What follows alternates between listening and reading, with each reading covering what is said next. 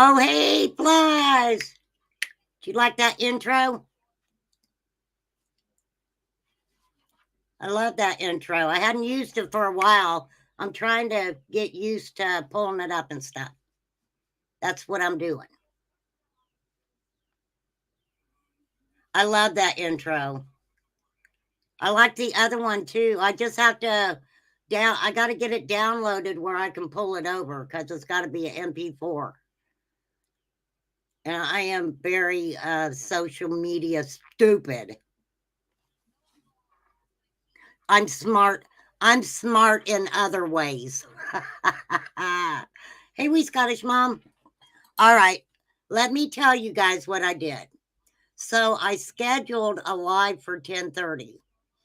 And I run in there and do my dishes and take trash out, womanly duties. And I come in here to do my live and it is not on there. So class may be short of people today. But anyhow, welcome to Remain Calm's class. Hello, Katie Ann. And you guys know, y'all know how it is. Okay, so we're going to talk about a few things today, right? I want to talk about Elijah View and what's going on with that case. And I want to we're gonna kind of change it up, and we're gonna go over the 5 signs, class. 5 signs you're dealing with an evil person. Okay, had it pulled up this morning. So we're going to get a little side education. Y'all know me. Welcome to my channel. Some things are alleged, some things are hearsay. A lot of things are in my opinion because I commentate. If you get some education, that's good. Who wants to go to a class and not learn anything? Angela.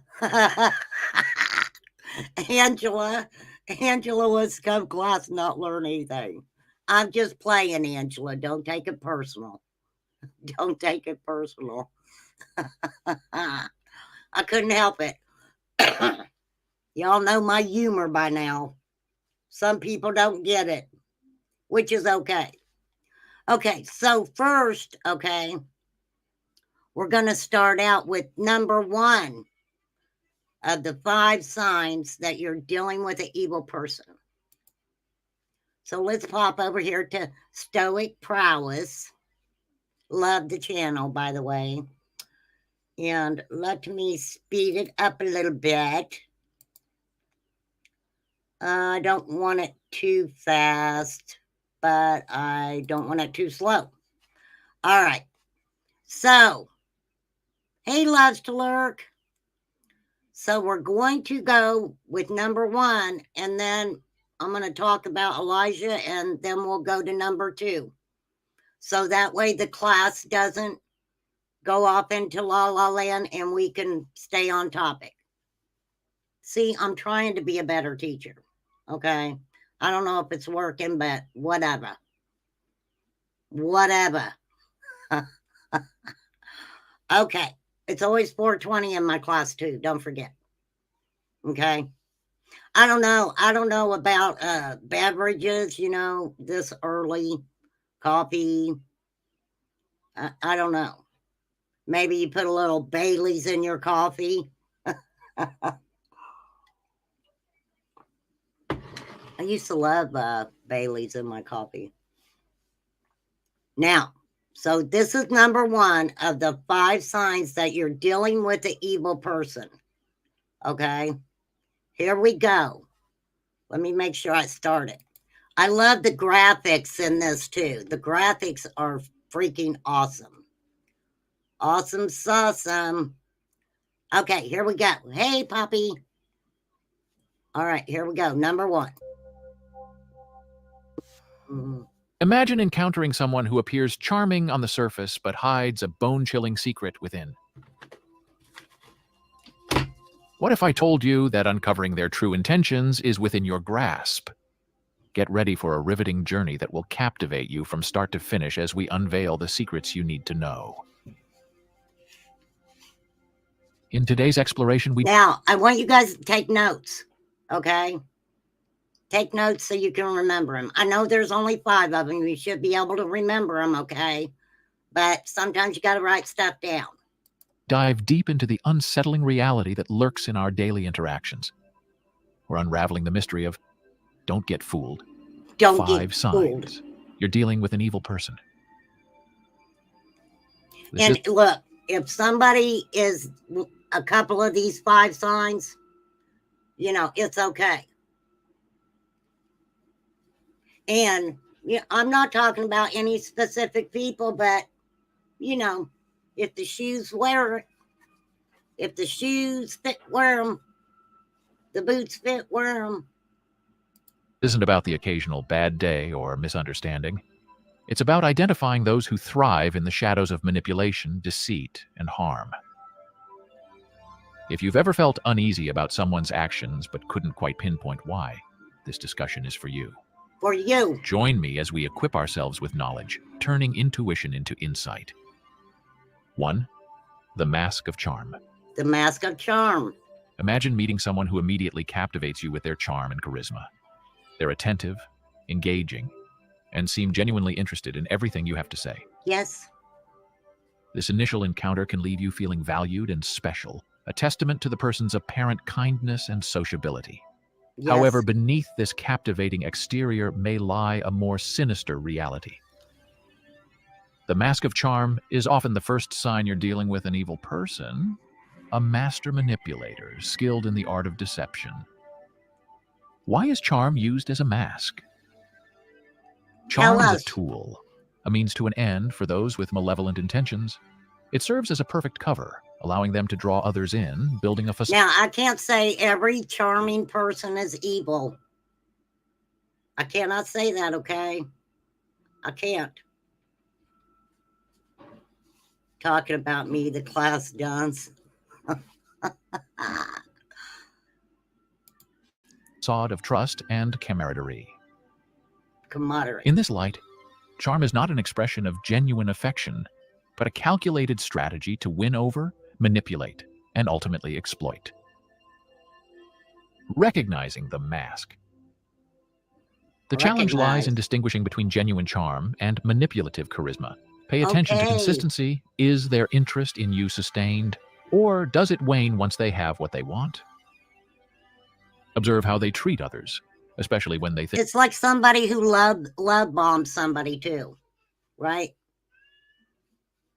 They go out there and love bomb people. Think no one is watching. I got to get my cat. A truly charming person maintains their demeanor regardless of the audience.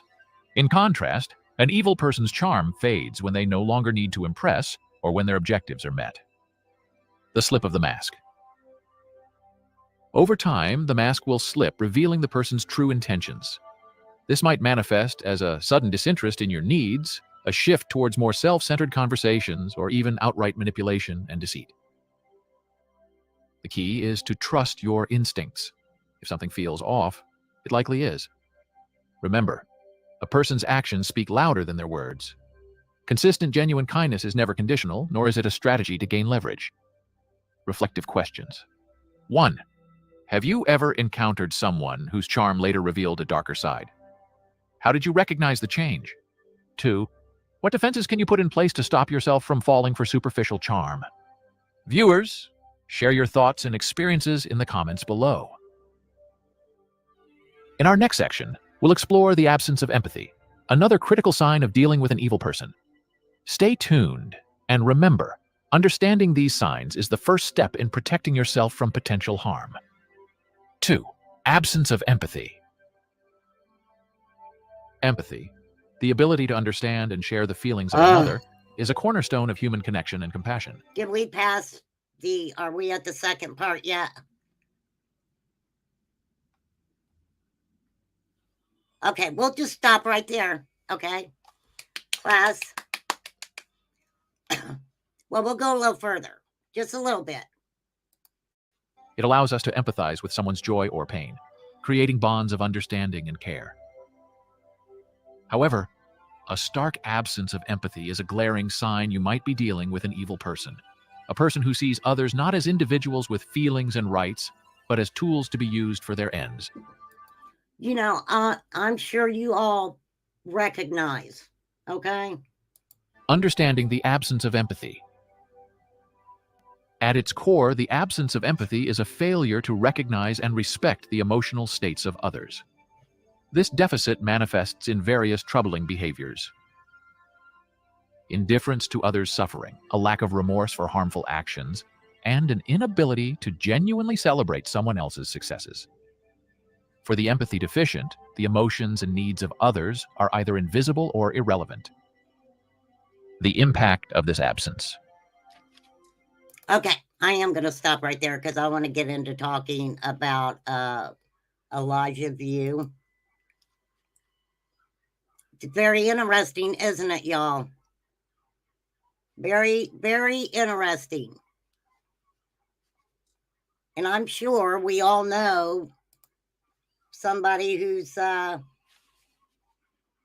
you know, kind of like that. Okay, so, okay. Hang on. Okay, that's the map I got. All right.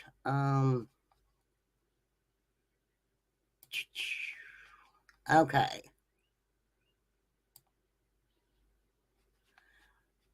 So Elijah, oh shit, where'd all my stuff go? Oh, hold on, class. I'm having problems. It's low budget. I need to hire me somebody. Okay. It's my dog. Okay, so hold on. I got to get this right.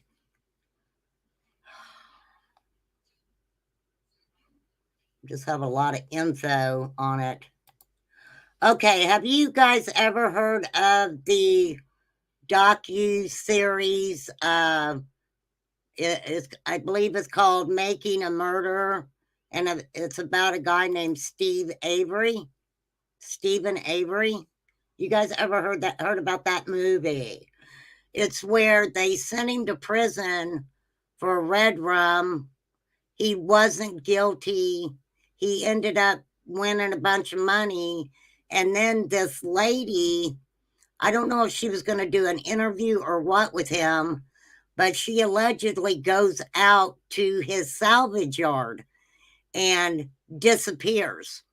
So they got him and a relative of his for red rumming this lady, and so they're both in prison. So he got sent back to prison.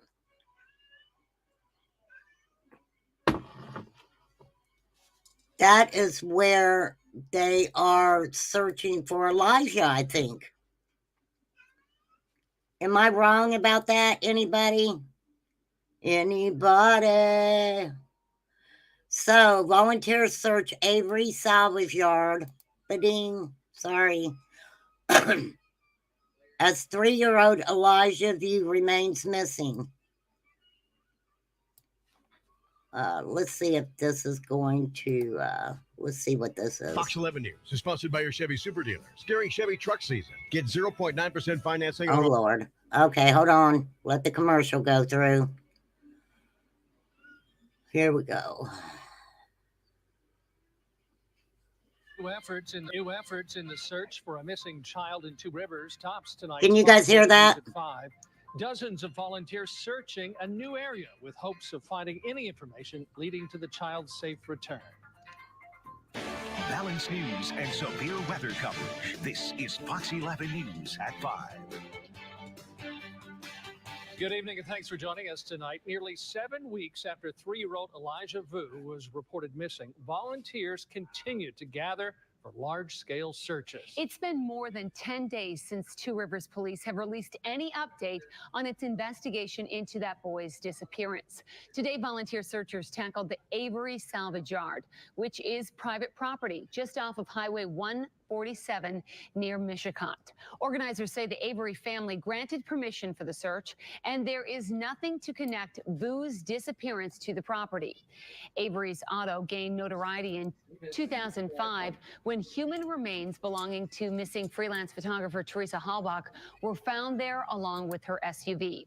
Stephen Avery and his then teenage nephew, Brendan Dassey, were convicted for Halbach's murder. Fox 11's Emily Matesic spoke with volunteers about today's effort to find Elijah Vu. After a request was made on social media over the weekend for 100 volunteers to help search a very large area on Monday for Elijah Vu, volunteers were directed to the Avery Auto Salvage Yard property. I am a little scared. Why? Well, because of the Avery property. I don't know why, just because of what happened there many years ago. And Wow. It just gives you like the weebie-cheebies. But that didn't stop volunteers like Julie Nelson from wanting to help. There's always a hope. Little Elijah is alive, but if it's not, we need to get him justice. A little guy that went too long without a voice, and he cried way too long without anybody hearing him.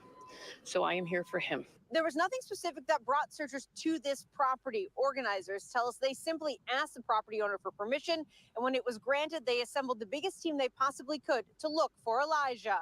The media wasn't invited onto the property like volunteers, but Fox 11 captured one group of people searching the fields and tree lines around the property, while other volunteers tackled the salvage yard area. What I noticed, a lot of debris around, so you kind of have to look at everything. You can't just, there's car parts and there's whatever can be in a car, it's in there, and so you got to take your time and kind of sift through stuff. Searchers somewhat overwhelmed by the scope of their efforts. It's so thick back there, you just kind of dove in where you could and got down. There's a huge brush pile, like a couple stories high down there, and kind of searched around there, and there it's real rugged. The search didn't appear to uncover any new evidence in the search for the missing toddler, but those who looked say that won't deter them from continuing to look for answers. Gotta keep trying.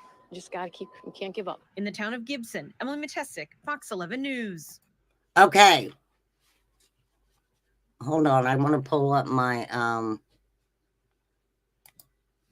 let me pull my map up that I got sent to me.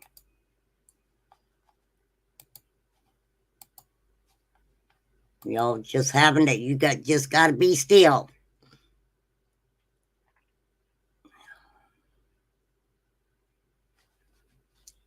Okay, I'm going to pop over to this. And this is Law and Crime. Oh, I better not show them, y'all. I don't know. I get the heebie-jeebies with them for some reason. That's all right. I'm not going to show that one.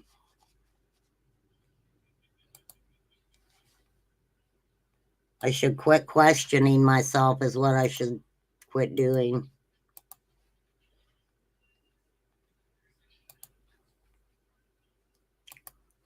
Let's pop back over here for a second and go back to the 5 signs you're dealing with an evil person. The ramifications of interacting with someone who lacks empathy are profound. Relationships become one-sided, with emotional needs being met only when they align with the manipulator's goals. Victims often feel misunderstood, undervalued, and isolated, as their emotional expressions are ignored or belittled.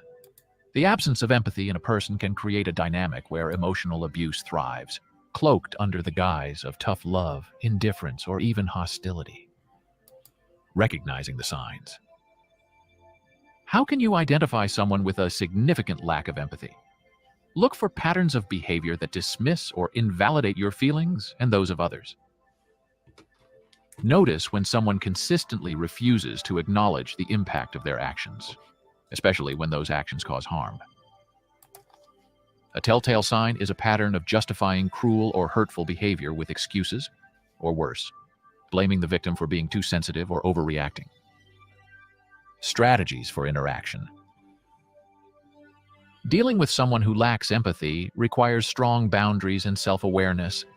It's crucial to recognize that their inability to connect emotionally is not a reflection of your worth or the validity of your feelings.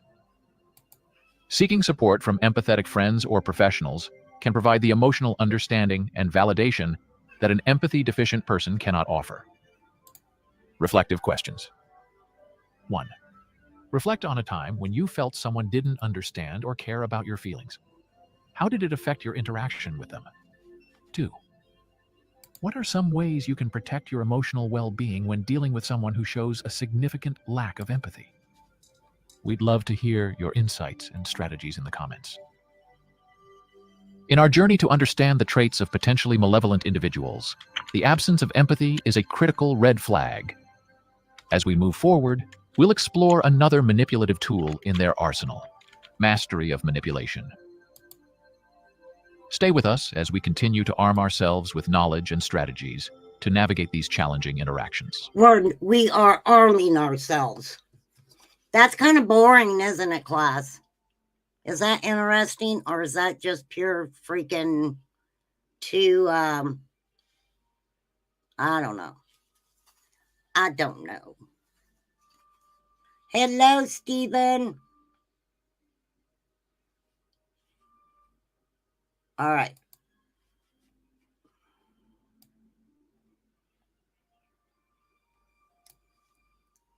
So let's talk about Elijah View. Okay. This is the timeline.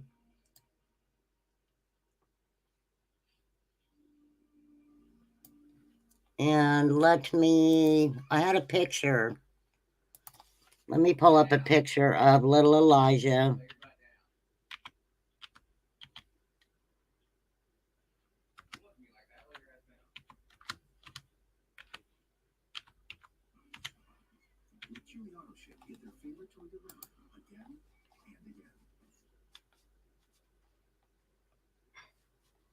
You know, it's really weird because when you Google Elijah,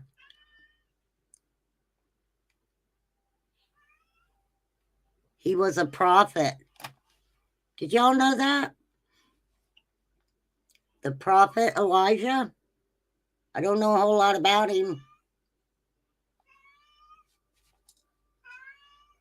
Hey, cat. All right, you're going out. I gave you chicken.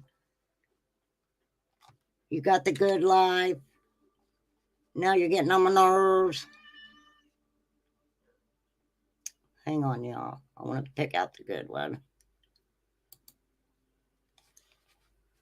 Let's see if I can get that big eye.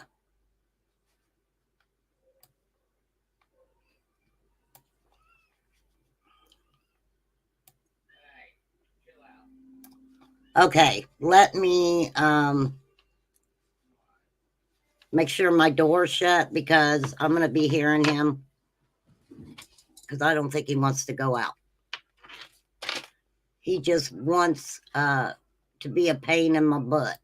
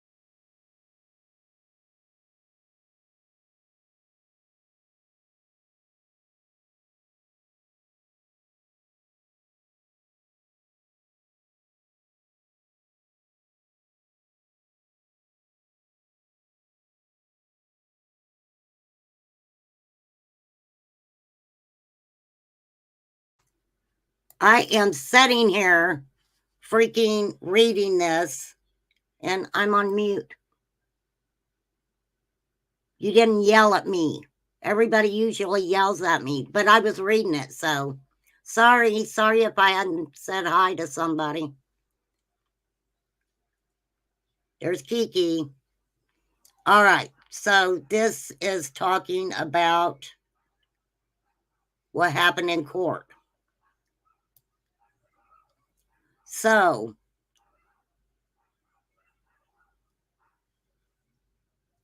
new details emerged in the Manitowoc County courtroom regarding 3-year-old Elijah Vu's disappearance on February 20th.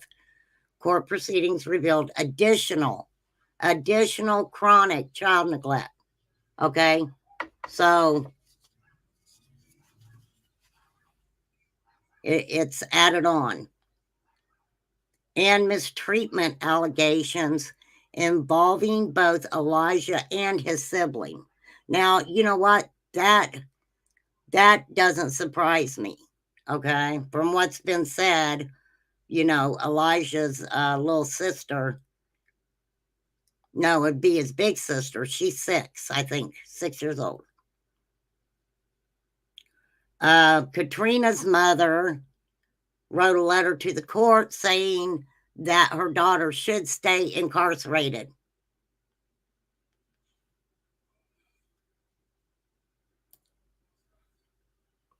The boy's mother, Katrina Bauer, and her partner, Jesse Bang, are the only people implicated in the case. So it's only them two.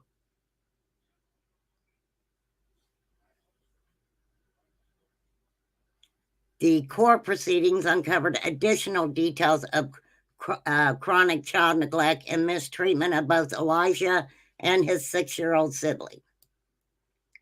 For the first time, Katrina Bauer's mom wrote a statement to the court.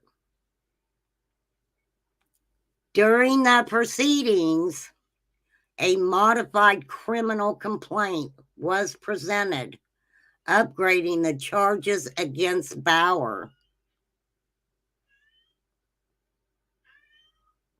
Mom has more charges, painting a grim picture of events preceding Elijah's disappearance.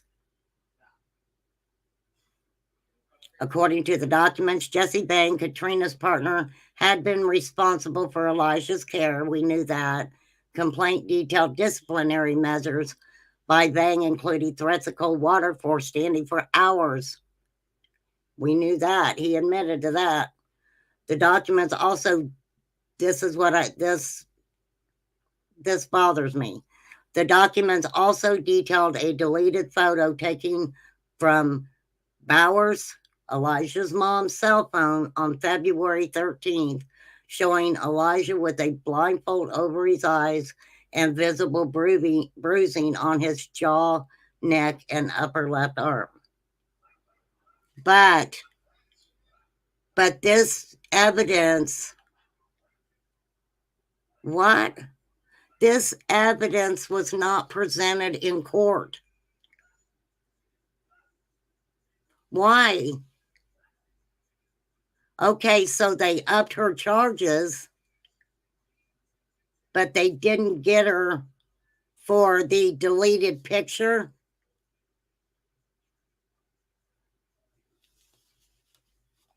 Which means they probably have a lot worse.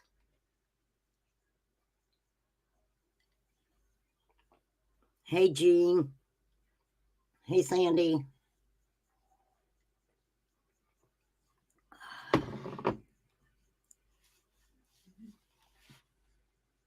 I'll tell you who Elijah is. Elijah Vu's a little 3-year-old boy.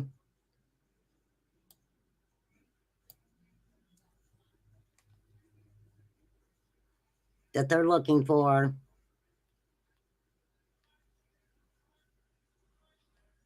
Okay, let me finish reading this real quick. Okay, so they modified a criminal complaint, upgrading the charges against mom. They didn't they didn't even use the picture with Elijah's eyes covered in court. The evidence, it wasn't presented in court, so I don't know what that means. The mother's mother did not want her to get bond, period. Said that Elijah's mom had a history of erratic behavior and a potential flight risk. Keep her in jail. Keep her in jail. The district attorney highlighted Katrina's history of failing to appear in court and her extensive history of charges both in Wisconsin and across the country. Wow. I'm telling you guys, there was more to them. There was more to these people. Okay? I mean,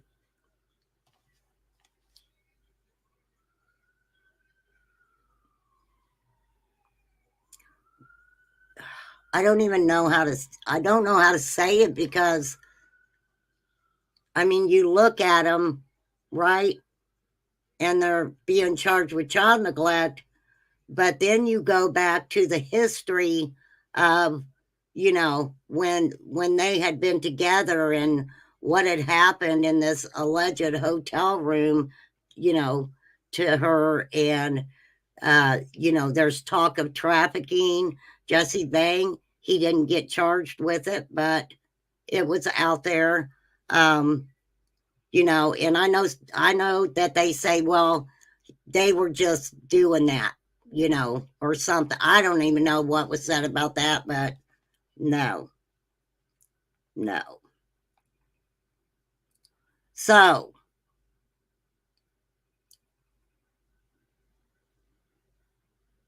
the judge sided with the prosecution, maintaining that Katrina Bauer's bond at its current level. And I forget how much the bond actually was, but now facing charges of chronic child neglect of a child, 2 charges of obstructing an officer, and another count of neglecting a child. She goes back to court, rescheduled for the 14th. And that was 14th of March. March 14th.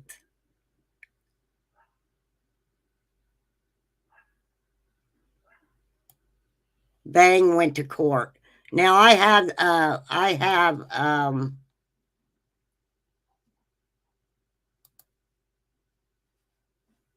have Jesse Vang in court.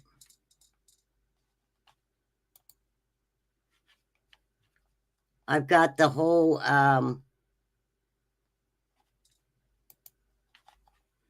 let's see. Oh, I'm good with time. I've been kind of blowing off here. Okay. We're going to listen to this. Here we go. All right. This is when Jesse Vang went to court. This is the detectives and giving statements on what they learned. Okay, this is WLUK TV Fox 11. So we're gonna listen to some of this. Hey, Pink Banjo. Heartbreaking to think of what this child went through. Both of them need to never be around a child, never to see the light of day. Hey, you know, they say mom was getting clean, is what they said. And something happened. She hooked up with Jesse Vang.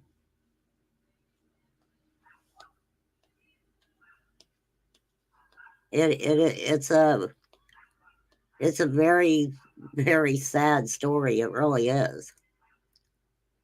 For real. I'm a detective with the Manitowoc County Sheriff's Office. And how long have you been with the sheriff's office? 30 years. And how long have you been a detective? I do have the closed caption on, and I know it's kind of light, so if you guys cannot hear it, let me know. 5 years. Were you so employed on February 20th of 2024? I was. And on that date, did you respond to 3918 Hitchcock Road, apartment number 102? I did. What municipality is that located in? The city of Two Rivers. Is that in Manitowoc County, state of Wisconsin? It is. When you responded to that apartment, did you speak with a Jesse Bang? I did. And the person you know as Jesse Bang, is he present in court today? Yes. Can you describe where he's seated and what he's wearing? He is seated at the defense table between his counsel, wearing an orange jumpsuit. Let the record reflect identification of the defendant. Sorry, Fletcher. Did you have an opportunity to speak with Mr. Bang on February 20th of 2024? I did. And initially, did you speak with him at his apartment? I did. When you initially spoke with him, what information did he tell you about the victim, child one? He indicated that the child was in his care. Hey, and Nada. that morning, he had gone to bed and brought the child with him into his room, closed the door, and that he woke up again at 11 o'clock in the morning and the child was missing. And when you spoke with him, he indicated that he was in the care of victim child one at that point in time, correct? That is correct. Did he give you time parameters as far as when he initially started caring for that child? He did. And what time period was that? Mr. Bang picked up victim child one on February 12th in the city of Fond du Lac at a quick trip from the child's mother, Katrina Bauer, And how long was he supposed to have the child? until the following Friday, the 23rd. This apartment on Mishcot Road, was that Mr. Bang's residence? Yes. And were you able during the investigation to ascertain the age of victim child one? I was How old was victim child one? 3 years old.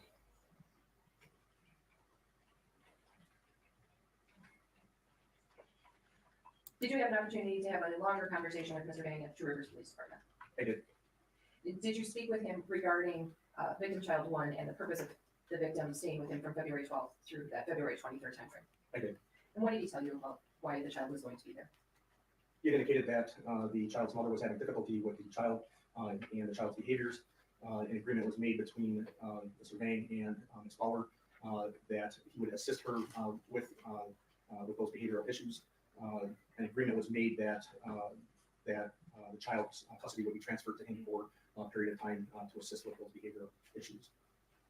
And did you discuss with him how he was going to deal or how he did deal with those behavioral issues? I did. And what information did he provide as far as dealing with those behavioral issues? He indicated that the child would be in timeouts whenever there was problems with those issues. And did you ask him what he meant by a timeout? I did. What did he tell you? He indicated that he would have the child stand for 2 to 3 hours and pray while he was standing.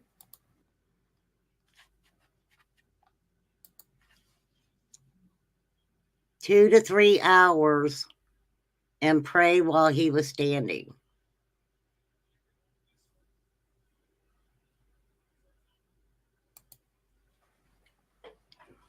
Did he give you any specifics as far as body position, as far as how the child had to stand? He did. He indicated that he would stand and place his hands in a praying position and demonstrated this by placing his hands together in front of this person. And he indicated that initially we spoke with him that this would go on from 2 to 3 hours at a time. That is correct. And while this was happening, was the victim allowed to sit down or do anything else, or did he have to stand for the entire time period? I was told that he was required to stand for the entire time period. And I'm sorry, I have to stop this every second or two, but I don't believe that Jesse Bang and Katrina Bauer were godly people. Right?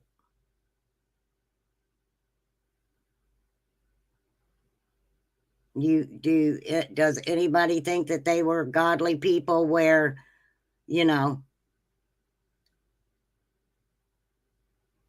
where maybe praying would be important?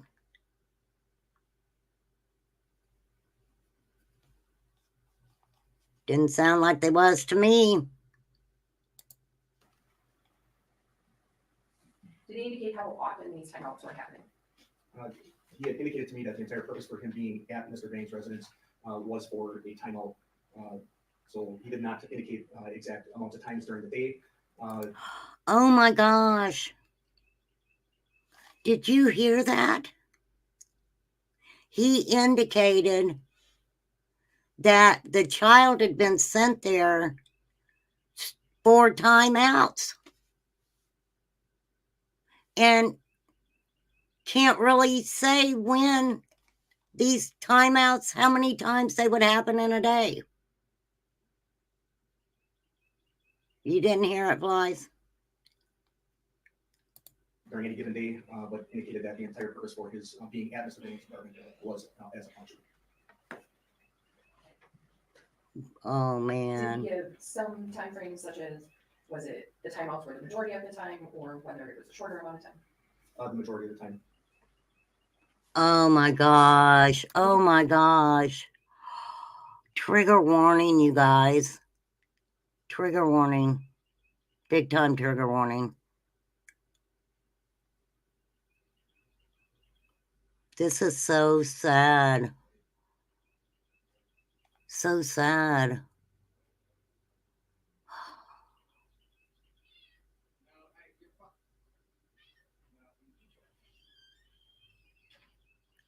Thank you, Plaz. You also talked to him about other disciplinary tactics such as cold water. I did. And what did he tell you about cold water? I had asked him if the timeouts don't work, what process he would use for addressing the behavioral issues. He indicated to me that he was not sure why. However, the child did not like cold water, so he would give an ultimatum to the child that essentially asking him if he wanted cold water.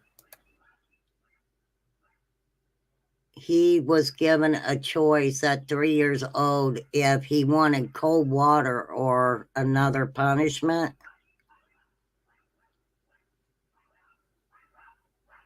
Wow.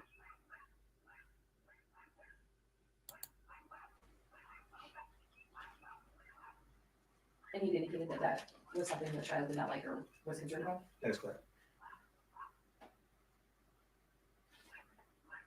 Did you also talk to him about other care of the child as far as physical needs such as diapers, food, those types of things?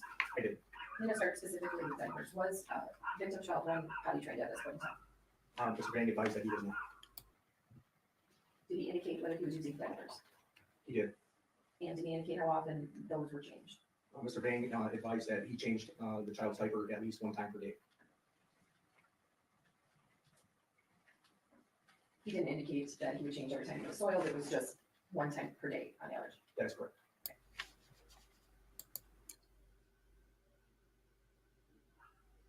Was he, if he changed it, I'm sure Elijah had to have had some kind of rash. But he would change him one time a day. Not saying, well, I was helping him go to the bathroom, right? I haven't heard that said yet.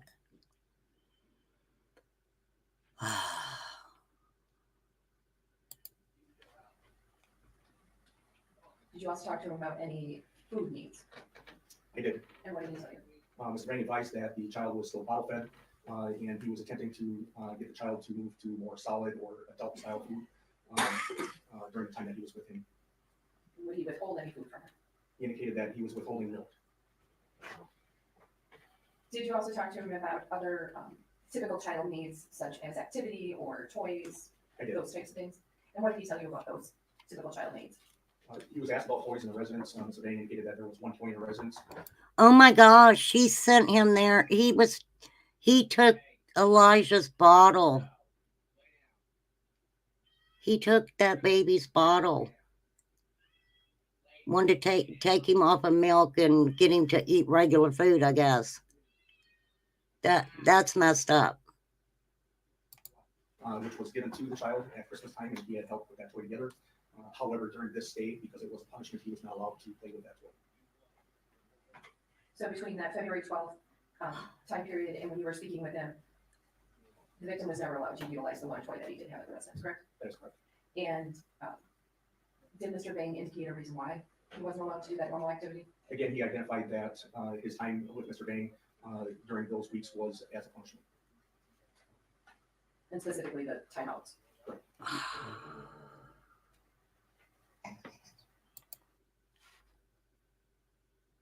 So mom's sending there. Mom's sending there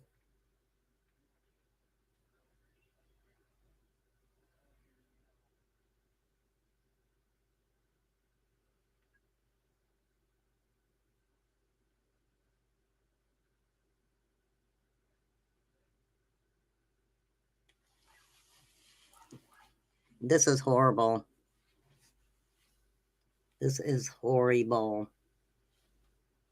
So Jesse Bangs basically saying, yeah, mom brought him to me as punishment. As punishment. What could he have done so wrong that he sent to someone like that? This whole thing's wrong. These people, they need to be made an example out of. They really do. These are two evil people.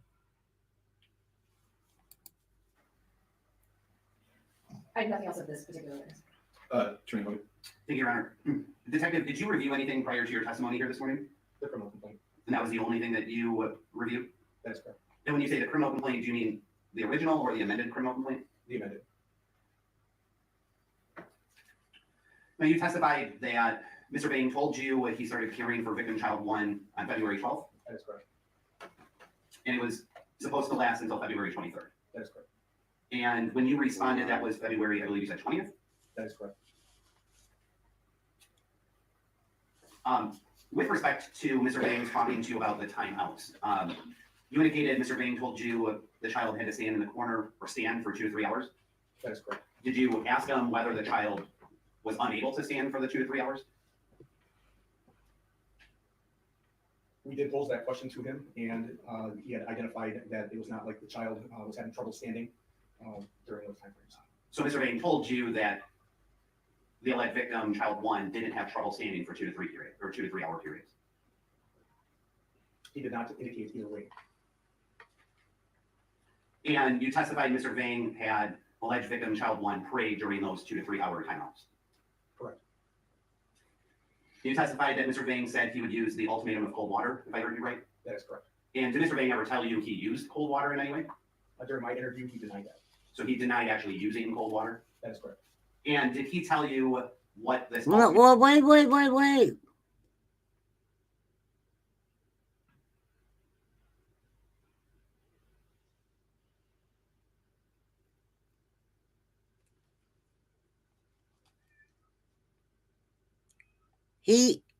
Okay.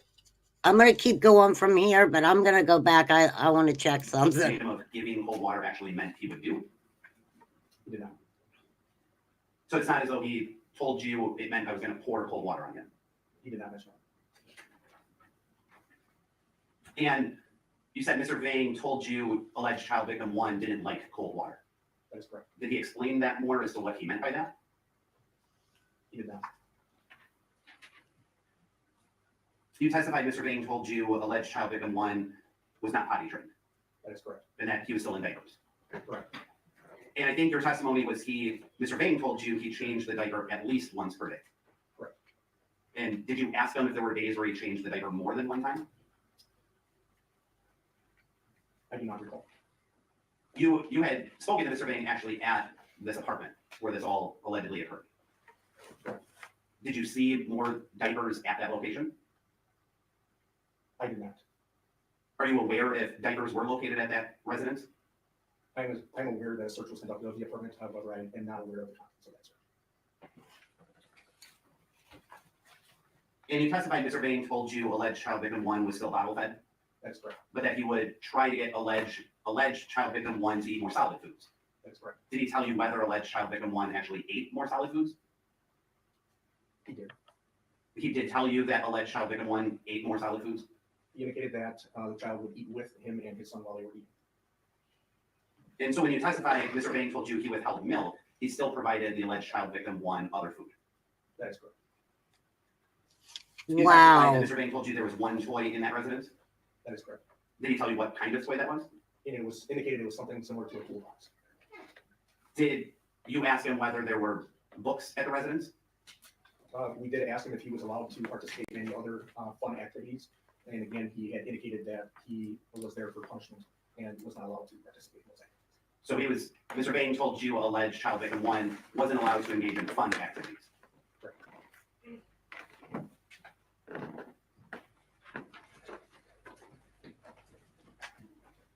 Did you ask him whether there were books? It sounds like that Jesse Vang was just stating things, but he wasn't really elaborating on it. Does that make sense? It sounds like that Jesse Vang was like, make a statement and then don't elaborate on it. At the residence? I don't recall if I specifically asked about books. And did Mr. Vane mention anything about books, specifically children's books? No. And since you testified you are not aware of the contents of the search, you wouldn't be aware whether books were actually located at the residence, would you? Not specifically, no. Do you recall approximately what time in the day that you spoke with Mr. Vane at that apartment? I believe it was around 1 p.m. And do you recall what his demeanor was like? Calm. But this was at 1 o'clock in the afternoon. Correct. Do you recall when the initial dispatch occurred? I do not recall.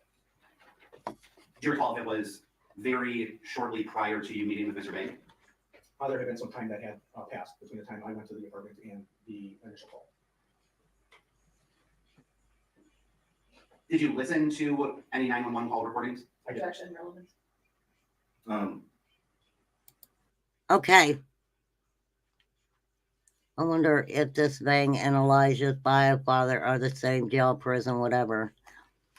See, now I'm trying to remember the case because I talk about so many different cases. So,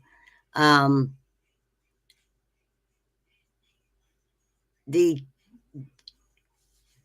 charges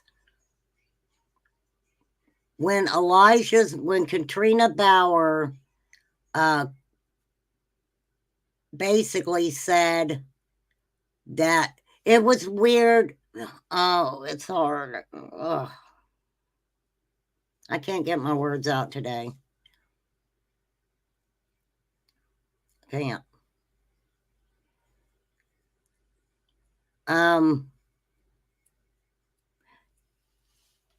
I need to pull up my own live so I can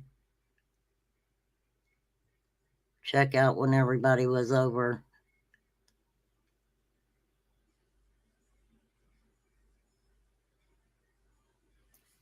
But see, okay, wait, I got a map. I forgot about the map that a wonderful person sent me. Oh, wait. Hold on, where is it?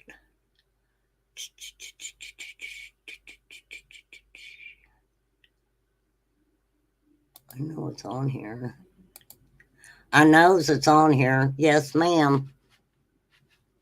Let me pop over here. Okay, so on this map, Elijah was last seen in these two areas.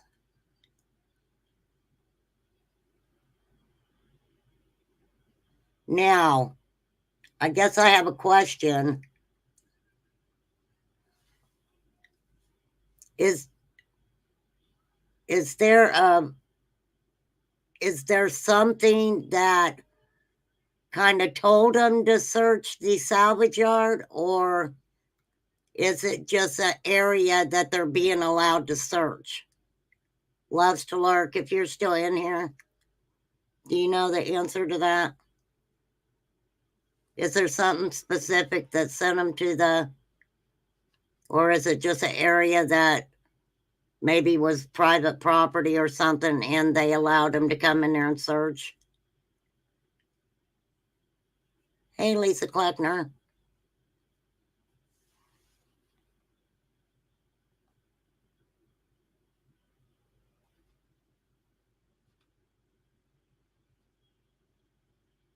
Elijah needs to be found. Look, one of them know where Elijah is. One of them know where Elijah is. Probably both of them know where Elijah is. And they're not stupid. These people are criminals. For real.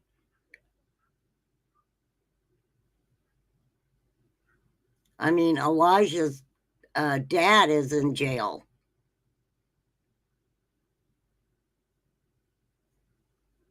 I don't know if it was true or not, but allegedly he wanted to get out so he could help look for his son. Whatever that meant. One of these charges was child abuse.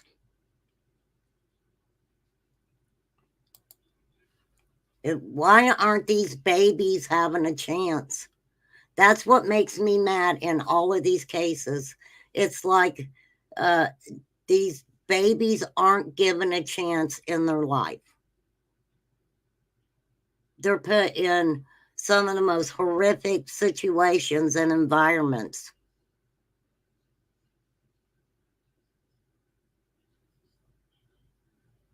I remember years ago, does anybody remember there was a show on in the middle of the night, and it was different organizations going through the Appalachian Mountains and all kinds of different areas and trying to help people. That was late at night. They showed it late at night.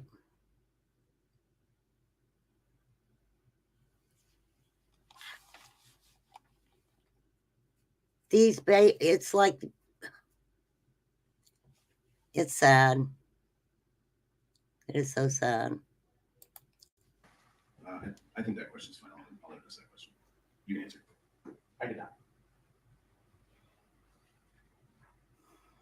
Did Mr. Vang indicate whether there was anybody else in the residence during the time from February 12th to February 20th?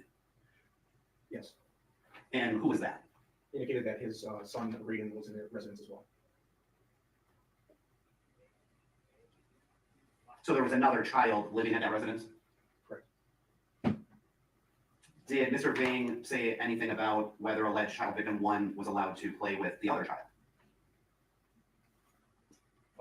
That subject was asked, and he had indicated that his son does not typically play with other people. The only contact that child victim 1 had with his son was typically when they were eating.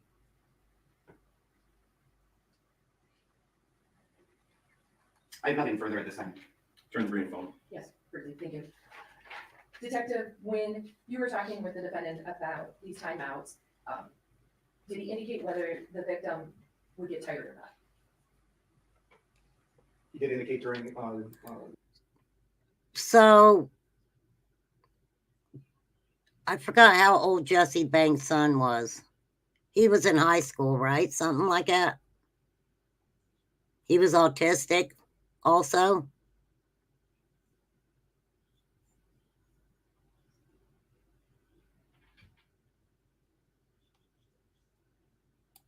The interview that he believed that the child would become tired from standing for long periods of time, yes. And through your course of employment in law enforcement for 30 years, based upon your experience, typically do children need to be changed as far as diapers more than once a day? Yes. The other child that was in the residence, the defendant's child, is he of the capabilities to be able to care for others? He is not. Is he even able to really communicate with others well? He has a very difficult time communicating. Mr. Vang had identified that his son has autism. I have nothing else, thank you. Any follow-up to those questions, attorney?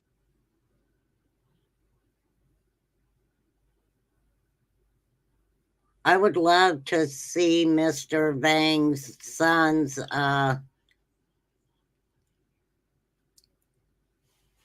look how he punished Elijah in a week.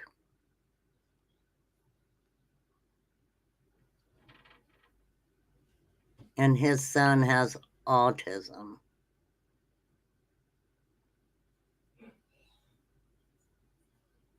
Makes you wonder, right? Yes, thank you, Your Honor. Officer, you were asked a question about whether a diaper needed to be changed more than once a day. How many times would a diaper need to be changed? diaper should be changed every time it becomes soiled.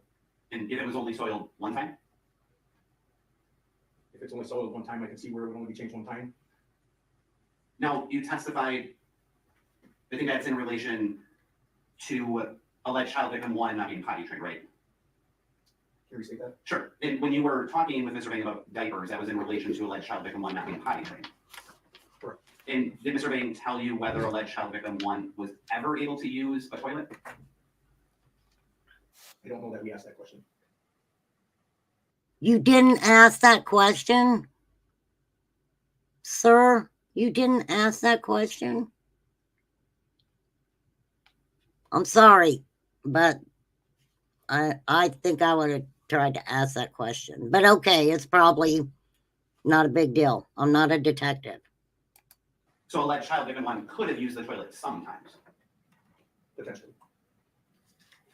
Okay. And on redirect, you testified that Mr. Bain told you alleged child victim 1 would become tired from standing. Correct. Did he tell you how alleged child victim 1 showed that he was tired from standing? He did not. So you just assumed alleged child victim 1 would become tired from standing. I don't know what he would have been thinking at that time. What? I have nothing further. Any follow-up? Those attorney over here? Okay, I get it. All right, Detective, you can step down. Thank you. Let's see, we'll be calling Lieutenant Glazer.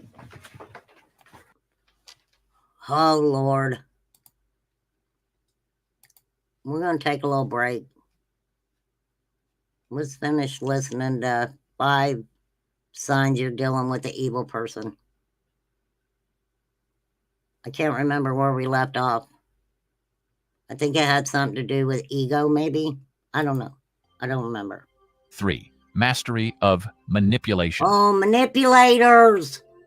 How could I Those with forget malicious those? intentions often practice the subtle, sneaky art of manipulation. Hey, It's a Island strategy Girl. designed to alter another's perception or behavior, not through honest persuasion, but through deceit, coercion, or exploitation.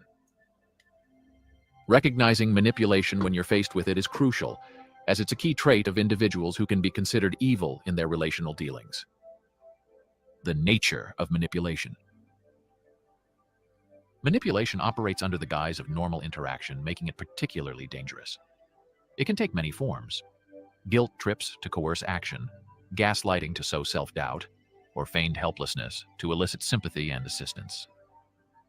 The manipulator's goal is always the same: to sway you into serving their needs or desires, often at your expense. Recognizing manipulative behaviors. Identifying manipulation requires attention to both the overt and the subtle. Manipulators often employ emotional leverage, playing on feelings of sympathy or obligation to get what they want. Ooh. They may also twist facts and situations to their advantage, portraying themselves as the victim or denying wrongdoing even when confronted with evidence. Another common tactic is inconsistency, promising one thing and delivering. Recordings. Wow, that's some heavy shit. I didn't watch it. That's pretty heavy. That shit gets deep. That's deep. I don't know. I mean, can we say that maybe people who might have, you know, a little bit of a characteristic of something? I don't know if I would, you know. Boy, that's tough. That's tough. Huh. Okay, so basically we're talking about manipulators here. Okay.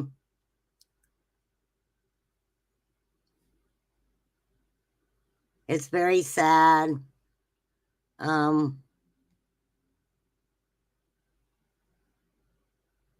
When you're dealing with a fucking evil person. Evil people. Why do people need to be evil? And for real, you don't have to believe in Jesus, okay? But you don't have to be evil. Be woosah in there, you know? Narcissists are really good manipulators. Absolutely. I've talked about narcissists and flying monkeys before and took a little heat over it. I did too, didn't I? I took some heat over that. That was something else. Okay. Let's hear just a little bit more. What they stand to gain in the moment. The impact of being manipulated. The effects of manipulation can be deeply damaging. It can lead to self-doubt, as victims question their perceptions and decisions.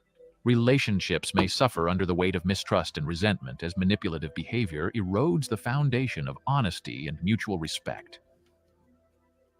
Over time, the victim may feel drained, both emotionally and physically, as they navigate the constant demands and deceptions of the manipulator. Strategies to counteract manipulation. Empowerment against manipulation starts with awareness. Recognizing the signs is the first step. The next is asserting boundaries. Communicate clearly and firmly what is acceptable and what isn't, and stick to these boundaries even when pressured. Seek external perspectives when in doubt.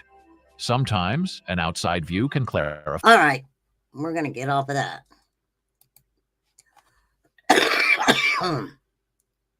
Yes, flying monkey, Sandy.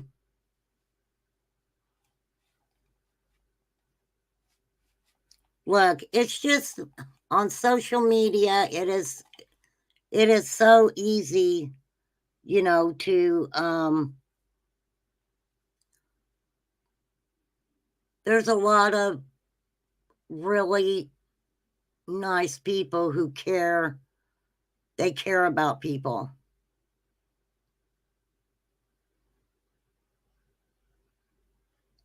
And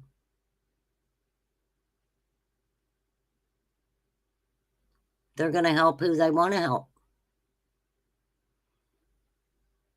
They're going to do what they want to do with their money.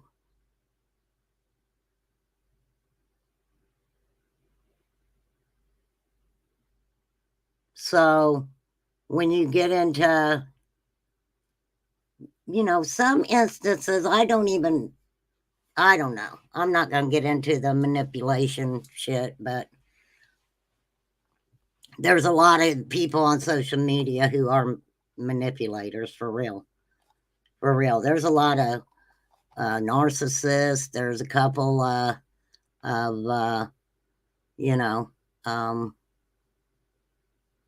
whatever their genre, wherever their genre takes them. But it does happen. And it's sad too. It's very sad. Because, you know, when you make friends with someone on social media and you become really good friends, and you know, you kind of feel like at some point you might get disrespected or something, and it hurts. It hurts a lot. It really does. You are an arsehole. You are an asshole, Flies. You know I don't like you, lady.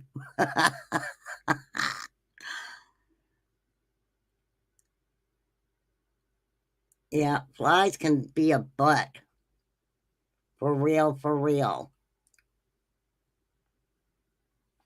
But there are a lot of people on social media like that. And it's sad that, you know, because people have made friendships with people on social media. But you got to be so careful. You really do.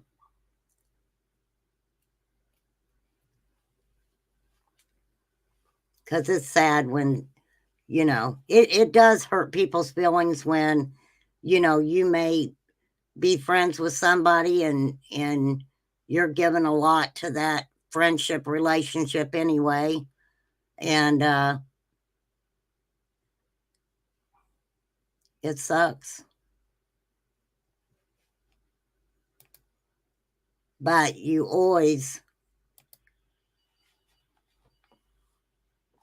You got a friend. You got a friend. That's what I'm saying.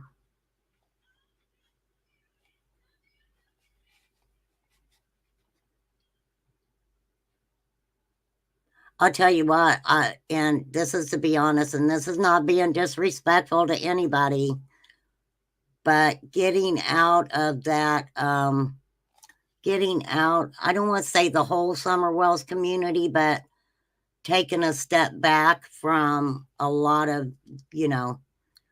people who talk about summer was a really good, healthy decision I made. For real. For real.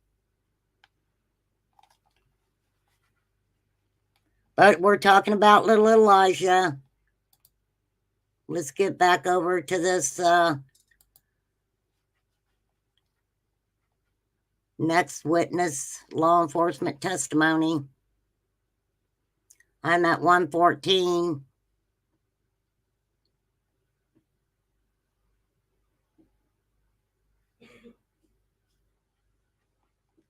Yeah, you got to get you some armor.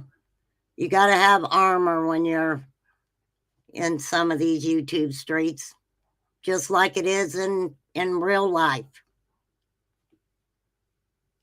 It could be good in my hood, but in the other hood, they may be going for each other's throats, you know?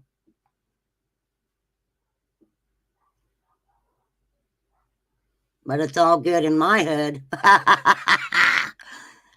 I don't care who bickers and fights.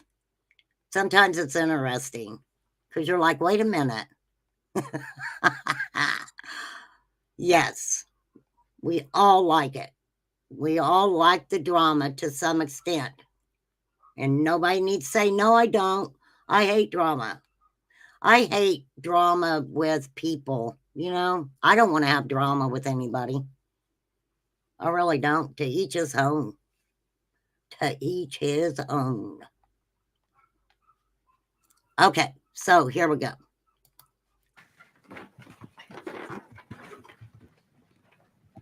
Get him up on the stand. ELASER. Go ahead, Attorney. Your Honor, just for the record, there are going to be two exhibits that I'm going to be using with Lieutenant Glazer. I previously shown them to counsel prior to the hearing. I'm going to be asking, once they're moved into evidence, that they be sealed in the record and only accessible by the court and counsel. Thank you, Your Honor. I did have an opportunity to review both of those photographs prior to court. We would have no objection to the court sealing those and allowing access only for the court and the attorneys. All right. So the court will grant that request and then just, I guess, caution the lieutenant when pictures are being handed around. Try to keep them confidential. All right. Go ahead, Attorney Bree. Lieutenant Glazer, how are you currently employed? I am currently assigned the role of detective lieutenant for the City of Two Rivers Police Department. And how long have you been with the Two Rivers Police Department? It'll be 8 years in June. And how long have you been detective lieutenant? 1 year in May. Were you so employed on February 20th of 2024? I was. And as part of your employment, did you respond to 3918 Mishcot Road, apartment 102 in the City of Two Rivers? I did. Did you make contact with the Jesse Bang at that residence? Yes. And did you assist in this investigation in various aspects, not only interviews, but also reviewing this evidence? I did. As part of this investigation, did you also speak with Katrina Bauer? Yes. And when you spoke with Katrina Bauer, did you speak specifically about victim child 1 and whether he was left in the care of Jesse Bang? I did, yes. And what did she tell you about whether victim child 1 was left in the care of Jesse Bang? She said that victim child 1 was left in the care of Jesse Bang on February 12th, 2024. And how long was the child supposed to be with Mr. Bang? Until approximately November 23rd, 2024. And she was a parent to victim child 1, correct? Correct. And she left him in the specific care of Mr. Bang during that time period, correct? Yes. Did she indicate why? From what she had told me was that it was for disciplinary actions, so that Jesse could, the defendant could instruct further on victim child 1 behavior. And did she talk to you about discipline that was being used in Mr. Bang's home? Yes. Why just a week then? Why only a week? Why was Elijah only going there for a week? Just a question I have. You guys know I'm weird. I apologize.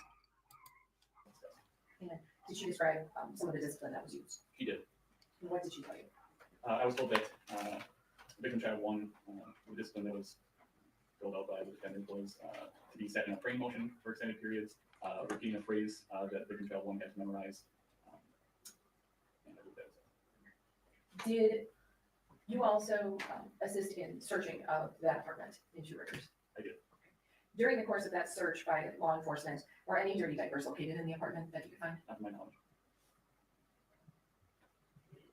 During the course of this investigation, were some cell phones recovered? Yes. And who did law enforcement recover cell phones from? From several different people, specifically Katrina Bauer and Jesse Vang. And were they recovered specifically from, let's say, their person, like Ms. Bauer's person or Mr. Vang's person? Yes. Were those phones subsequently searched? Yes. And during the search of those phones, was law enforcement able to locate messaging as well as photographs? Yes. Have you reviewed some of those photographs and messaging? I have. Photographs. Photographs with a S. I'm going to start around February 13th of 2024. Were there some discussions between Ms. Bauer and Mr. Vang about her coming to his residence? Yes, there were. And during those discussions, was there any discussion on whether she would be able to see victim child one or not? From my recollection, the defendant advised Ms. Bauer that she would not be allowed to see Elijah. Correction, victim child one. Did you also look in that time period on the phones for any other documentation such as photographs during that time period on February 13th or February 14th? Yes. And was there any, strike that, were any photographs located on Ms. Bauer's phone from February 14th of 2024? Yes, there was deleted one phone. Your Honor, may I approach?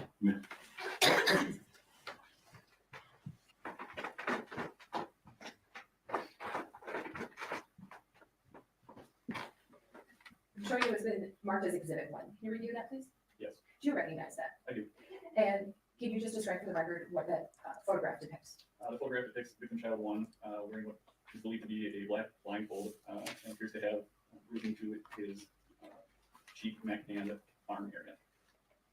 And that was the photograph that was recovered from Ms. Bauer's phone, correct? Correct. And that photograph had been deleted, but it was able to be recovered. Why did they have him blindfolded? Why? Why would they blindfold him?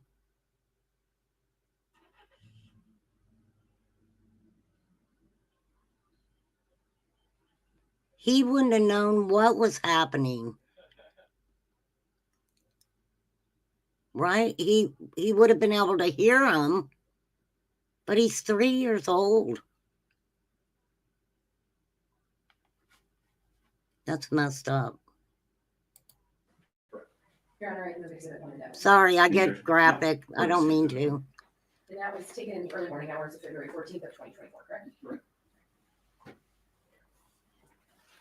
Did you also review messaging from February 15th of 2024? I did. And was there any messaging regarding timeouts from February 15th? There were. What type of messaging was occurring on that date? Is it alright if I reviewed my criminal complaint for verification on what that messaging entailed? Would that refresh your memory? Yes. And just for the record, is it the amended complaint or the original criminal complaint? The amended complaint filed 3/19/24. This is the amended complaint.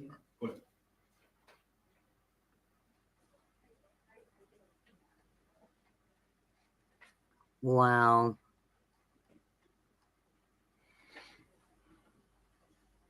The messaging on February 15th depicts a picture of what appears to be victim child one standing in the corner wearing only a diaper. The picture appears to be taken from the defendant's bedroom located at 3918. Did you actually review that photograph? I did. Your Honor, may I approach?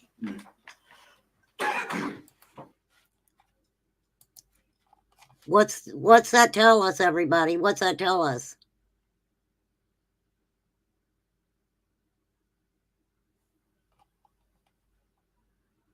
Pictures.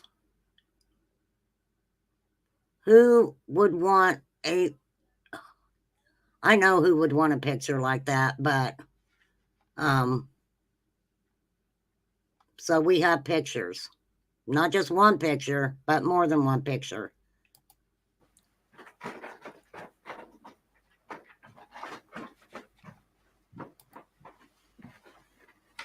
I provided you Exhibit 2. Do you recognize that? I do. And is that the photograph from February 15th of 2024? It is. And that was sent from the defendant's phone to Ms. Bauer? Correct. At approximately approximately 8:24 p.m.? Correct. And just for the record, can you describe what that photograph depicts? It depicts what appears to be victim child 1 wearing only a diaper that appears to be full, standing in the corner near the doorway of what is the defendant's bedroom door. And you've personally viewed this apartment, correct? I have, yes. Okay. So you're able to recognize what the rooms look like? I do, and I recognize it as a defendant's room. I move exhibit 2 into evidence. Any objection? No. We'll receive exhibit 2. During your You guys, I'll remind everybody, trigger warning, okay?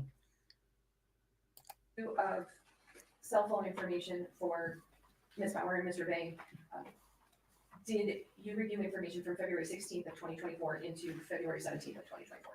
Yes, I did. And on February 16th, was victim child 1 still in the care of Mr. Bang? He was.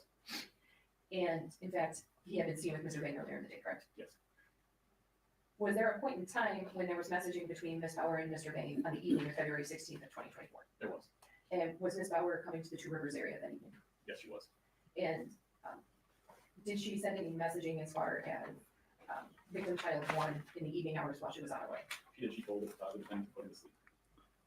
And looking at the cell phone information, were you able to see where Ms. Bauer's cell phone and Mr. Bang's cell phones traveled the early morning hours of February 17th of 2024? Yes.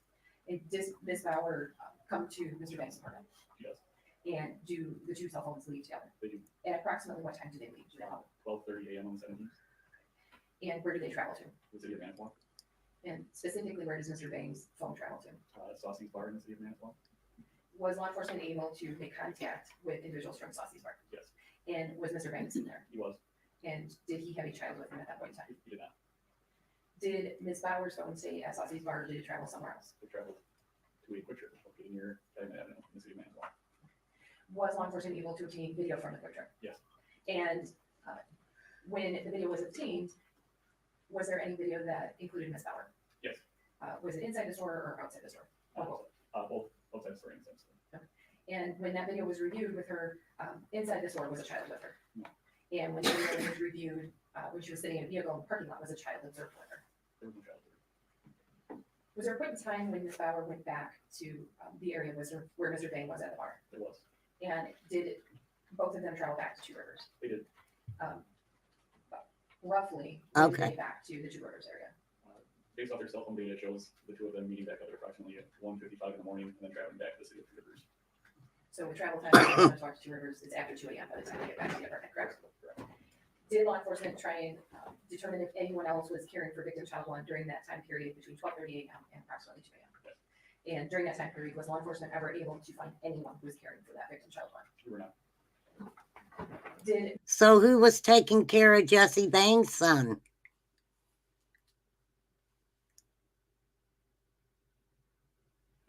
I was talking about the man that did that to the baby. Thank you, Flies. I didn't mean to, I was just letting everybody know trigger warning because of what they was saying. Thank you for the copyright disclaimer. Also, Flies, I'm glad you're feeling better because you've been here. You're hanging out with me today.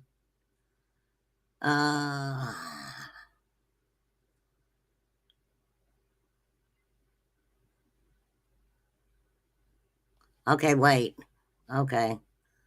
I see. I'm confused up here. Don't mind letting the father have his like that, but was he the father of the child? Kiki.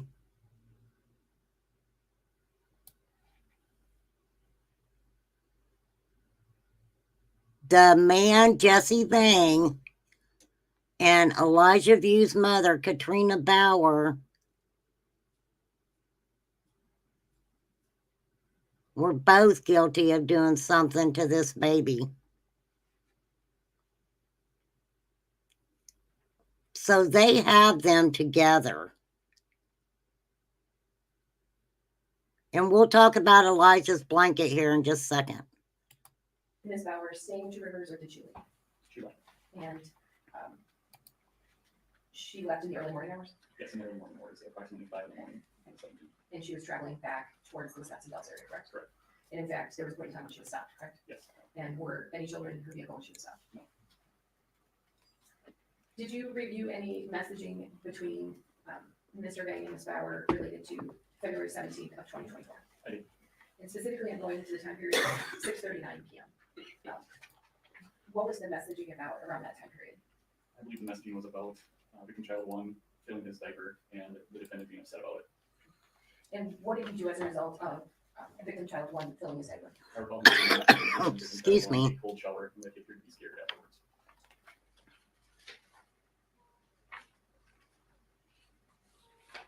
Oh, Bio Dad's in As a jail. result of the overfilled diaper, he was given the cold shower and that the child was scared. Correct?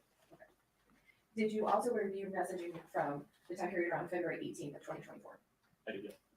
Was there a discussion between Mr. Vang and Ms. Bauer about victim child 1 in the early morning hours? There was. And what was Mr. Vang telling Ms. Bauer? Is already reference the exact quotes from these messages from the amended criminal complaint? Would that refresh your memory? It would, yes. Okay, here we go. On the morning of the 18th of February, the defendant messages Ms. Bauer telling her that to trust him and that he's going to make sure that he hates him being at his residence. And Ms. Bauer responds that she does not want him to hate the defendant, just to fear him. And the defendant responds saying, it's okay, someone had to be a bad person. And Ms. Bauer responds by saying, I know, but either way, he can fear you and respect you. And the defendant responds, he did fear me, but he didn't respect me. Now I'm making him respect me. Those are really strong words, you guys. Those are really strong words. He did fear me, but he didn't respect me. Now I'm making him respect me.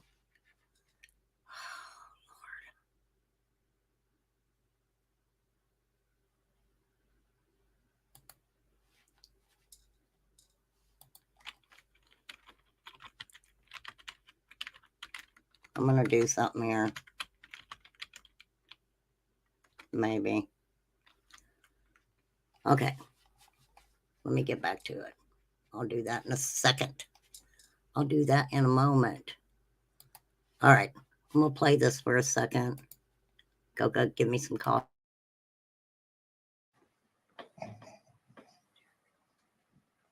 I have nothing else at this point.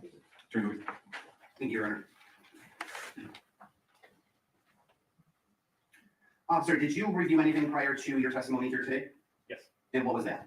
The amended criminal complaint, as well as additional reports that reference the criminal complaint. So you, prior to your testimony here this morning, you reviewed other reports? Specifically my own. And when did you review that report? This morning when I came in for duty. And do you have a copy of that with you? I do not. And where is that report now? That would be located at the police department in Two Rivers. And you reviewed that in preparation for your testimony here today? I did, yes. Your Honor, I've asked if the state has a copy that they could provide to us. Attorney Britt? I don't have one in the courtroom. I would have to go upstairs to see if we can obtain one. That you want to do? I'm gonna ask a couple of follow-up questions. Officer, how long is that report? I believe it's 9 or 10 pages.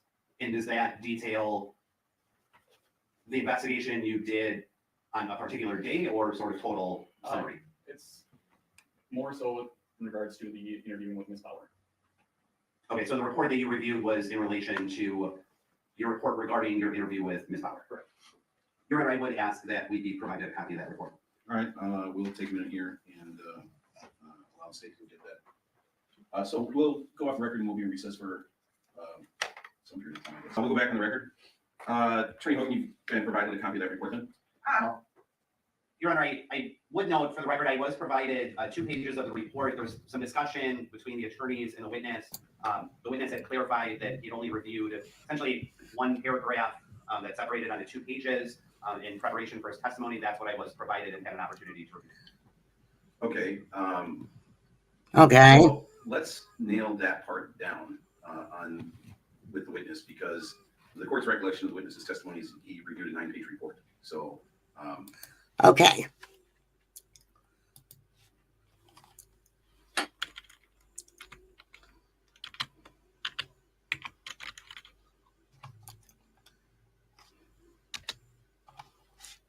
Hold on to your horses.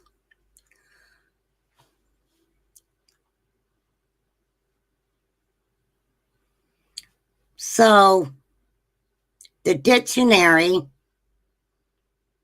says that the word respect means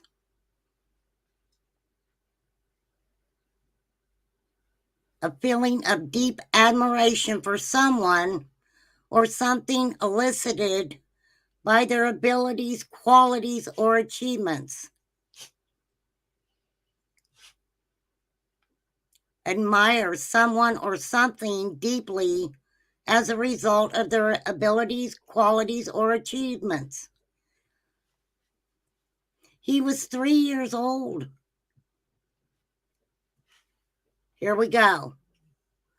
Due regard, get my ruler out, due regard for the feelings, wishes, rights, or tradition of others.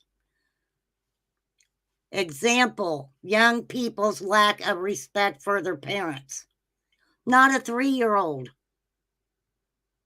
And we know what fear means. We know what fear means.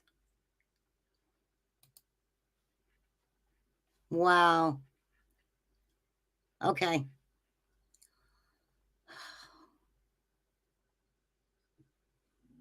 Yeah, Bio Dad's in jail. Mom is in jail right now. Jesse Vang's in jail right now. I wonder if they can communicate with each other.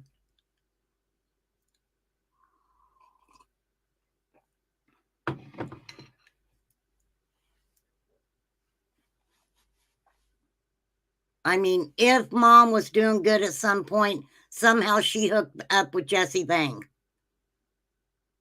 Maybe start using substances again. I really don't know. I just know what was kind of said to me. False evidence appearing real.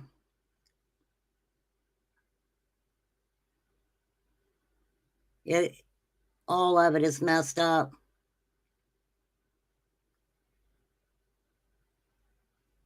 I would think Elijah would have been, I can't tell you how he would have been. I mean, right?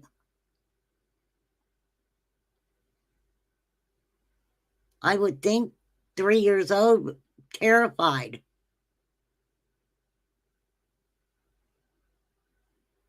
Let's see.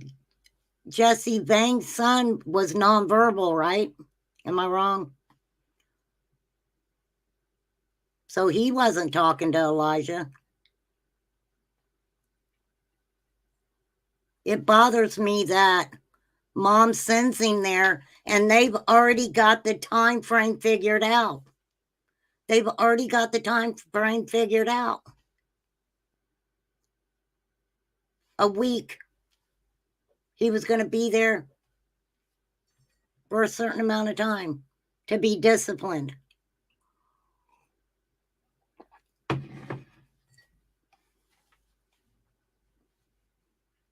Sad. I guess, Attorney Marie, if you want to clarify that, then, well, wait, Attorney Hogan, you were asking.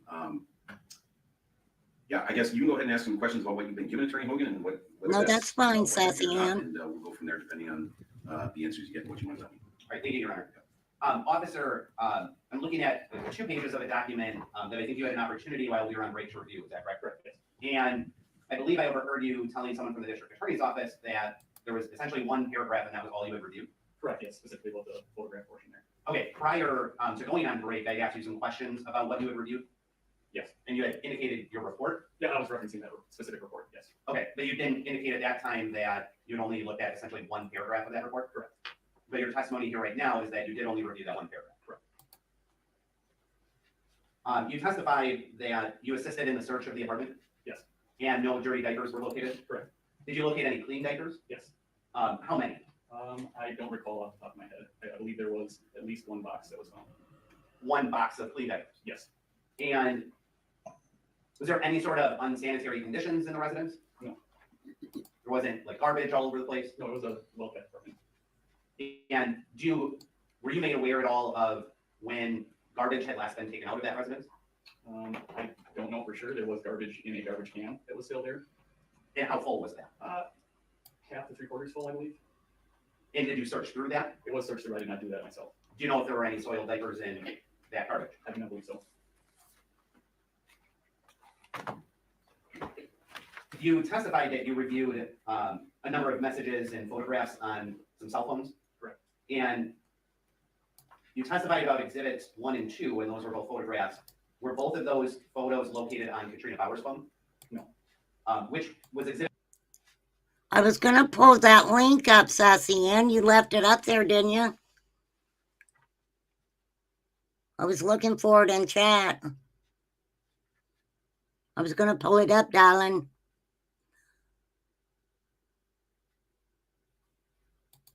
Exhibit 1 located on Katrina Bauer's phone? Yes. And exhibit 2 that was located on Jesse Bing's phone? It was located on Facebook Messenger, sent from the defendant. Yes. Okay. And exhibit 1 was actually in the photo section of the phone? Correct, extracted from Ms. Bauer's phone. And you testified in exhibit 1 that alleged child victim 1 is wearing a black blindfold? Correct. And there's some bruising that you were able to observe? Correct. And were you able to determine when that photo was actually taken? Yes, based off of the timestamp from the phone extraction. And when was that? On the 14th, early morning hours. And that was actually taken on Katrina Bauer's phone? It was, and it showed GPS location of the defendant's apartment. Okay. And in exhibit 1, you can see alleged child victim's sort of side face. Yes, the right side. And I believe his right arm, part of his right arm. Correct. I believe exhibit 1 shows alleged child victim 1 with a blanket. Yes. On some type of mattress or bedding of some sort. Correct. So not. It's all good in this hood, girls. It is good in this hood. Okay, I'm at 140, so I at least want to get through this testimony. So there were diapers in the home.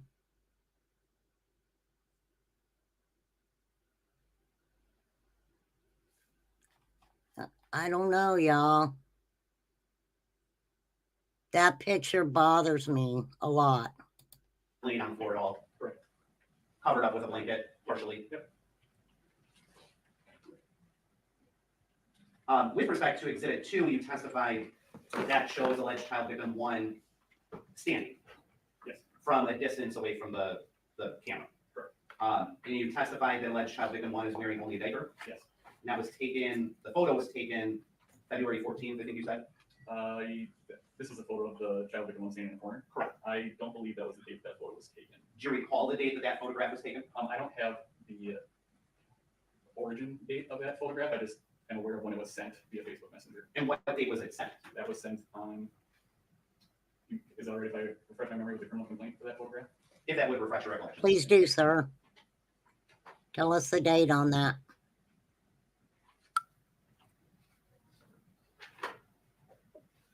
That would be February 15th.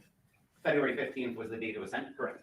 And you testified that that was sent on Facebook Messenger from Jesse Bain's Facebook to Katrina Bowers? Correct, yes. And it was sent from Jesse Bain's Facebook Messenger to Katrina Bowers. And I thought we were talking about when all the girls were up here talking about it. I thought that we kind of talked about who actually took that picture. But if Jesse sent it, I don't know. in that photograph, you can see Hey, Karen with the C. alleged child victim 1's skin. Yes. And are you able to observe any sort of bruising or other injuries in that photograph? Can I refresh my memory by examining that exhibit again? If you want to take a look at exhibit number 2.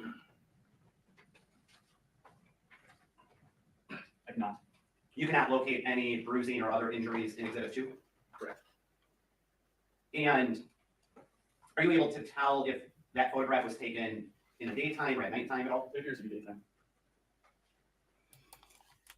And I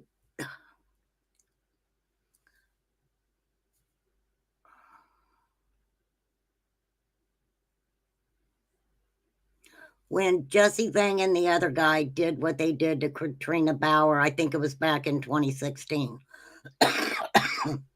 she proceeded to tell detectives that she was going to, drop her charges with what happened to her. And I've talked about all of that before. And she stated to detectives that basically it's okay because this other person is the alpha male in the situation. What do you guys think she meant by that?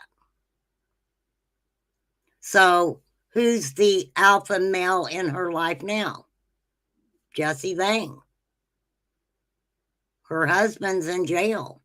Well, they're all in jail now, but that kind of, to me, says a lot. I'm just saying. It says a lot to me. It may not to anybody else, but that takes on a totally different can of worms.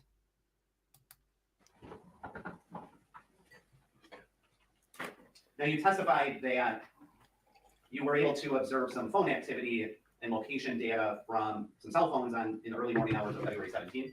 Correct. And I believe you said Katrina Bauer's phone shows her phone arriving at Mr. Vang's residence in the early morning hours. Yes. And then leaving that location at the same time Mr. Vang's phone was leaving. Correct. You testified that you observed some video surveillance from that date. Yes. And that was from Quick Trip. Yes, it was. And you saw Katrina Bauer go into a Quick Trip. Yes. Were you able to observe inside of the vehicle? Yes. Like the entirety of the inside of the vehicle? Based off of different frames we were able to take and look inside the vehicle to observe all angles. And you testified that the phones got back to Two Rivers at some point after 2 o'clock in the morning. Correct. And so between approximately 12:30 in the morning and 2 o'clock in the morning, through your investigation, there was no evidence of alleged child victim 1 having left the residence in that time frame. Correct. And I believe you testified that law enforcement was unable to find anyone caring for alleged child victim 1 during that time. Correct. And did you ask Katrina Bauer about that time frame? We did, yes. And what did she tell you about that time frame? She was not able to give us a lot of detail on that time frame initially, as that was she declined to initially give officers details regarding that time. That's very interesting, class. Ding, ding, ding. Are y'all paying attention? Very interesting. She declined to initially give officers details regarding that time.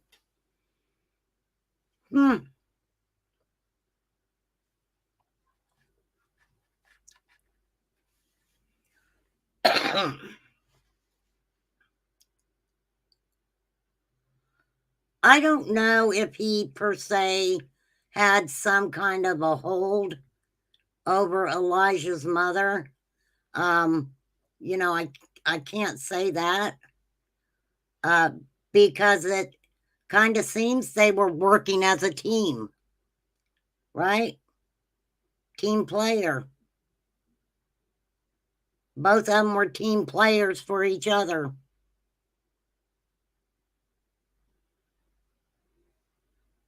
Mom cannot say that she sent her son there thinking that he was going to get loves and hugs and taught how to go potty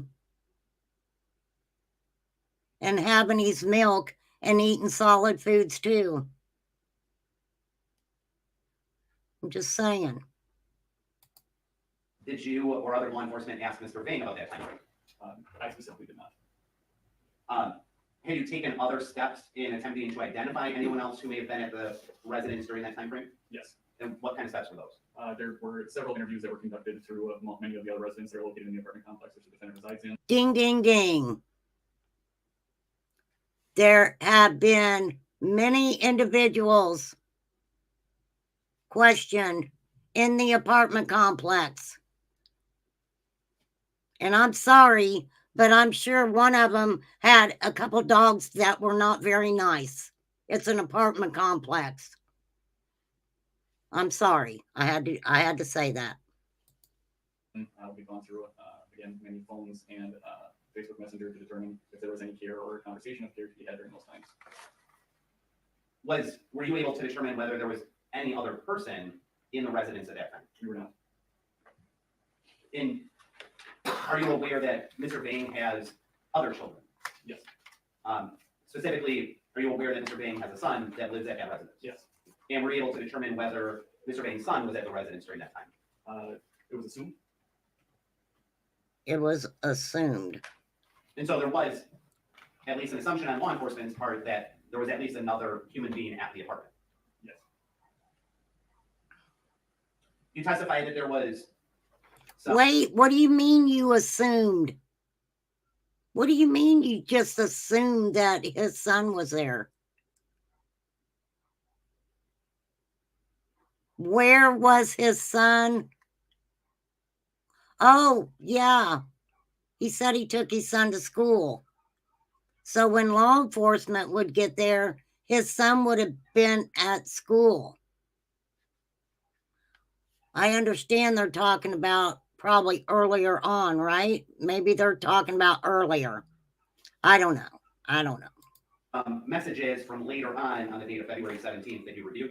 Yes. And one of them was with respect to alleged child victim 1 killing his neighbor. Correct. And that Mr. Vang had messaged that made him upset. Yes. And that Mr. Vang's message said that he had given alleged child victim 1 a cold shower. Correct. Did you or other law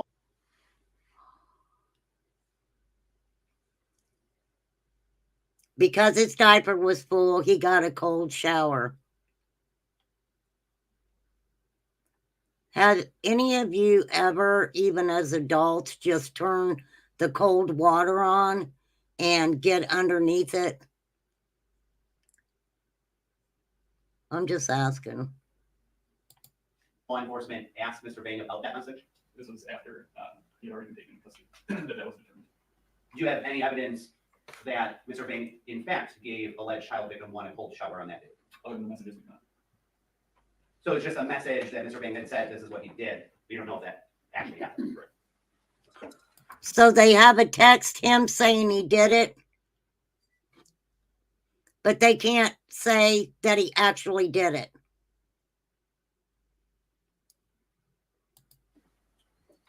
You testified that there were some messages in the early morning hours on February 18th.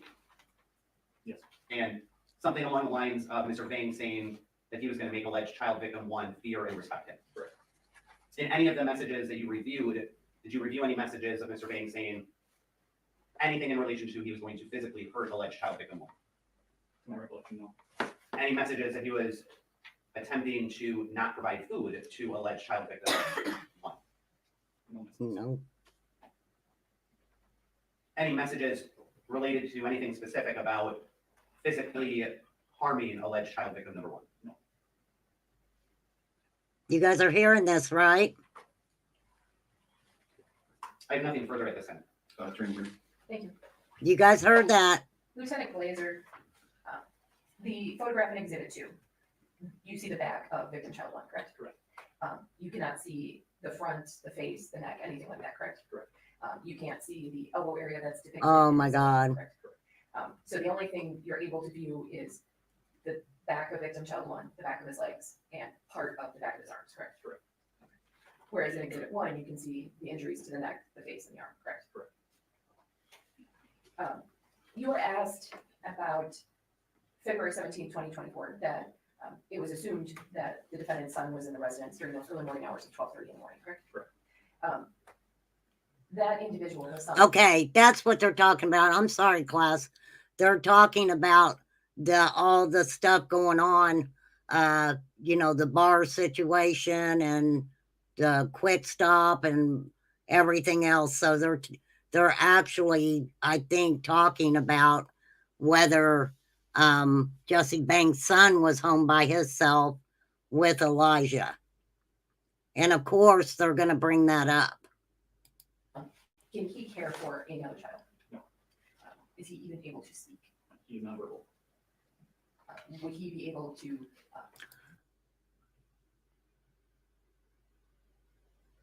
He's nonverbal.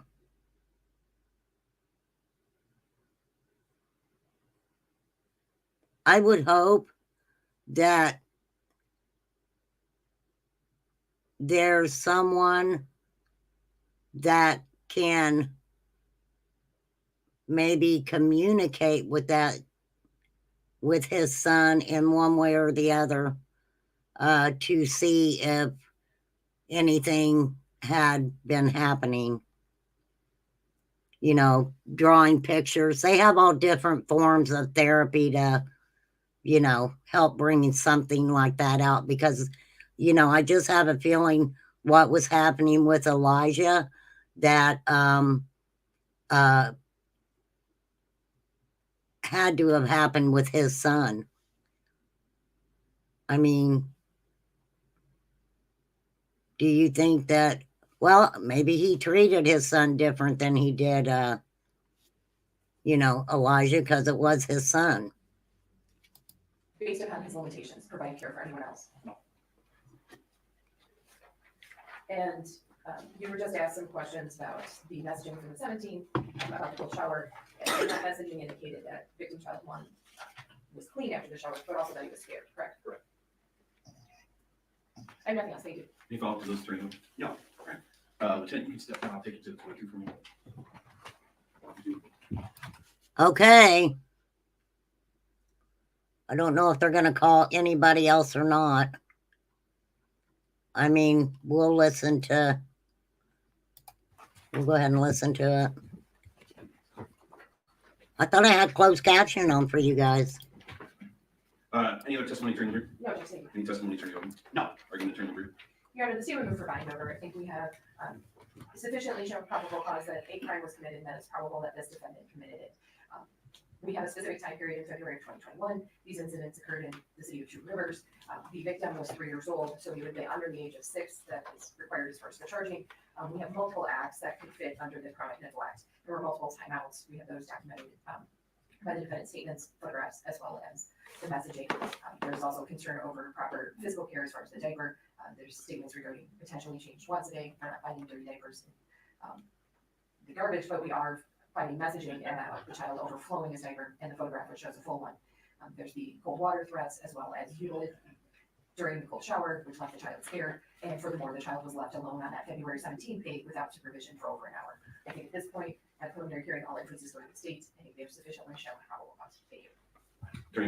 Your Honor, we're going to ask that the court not find probable cause with respect to the February 17th incident of alleged child victim 1 being left home without no supervision. I don't believe that the elements have been met at that time. The testimony is that the child's mother was actually at the location and ended up leaving with Mr. Vang.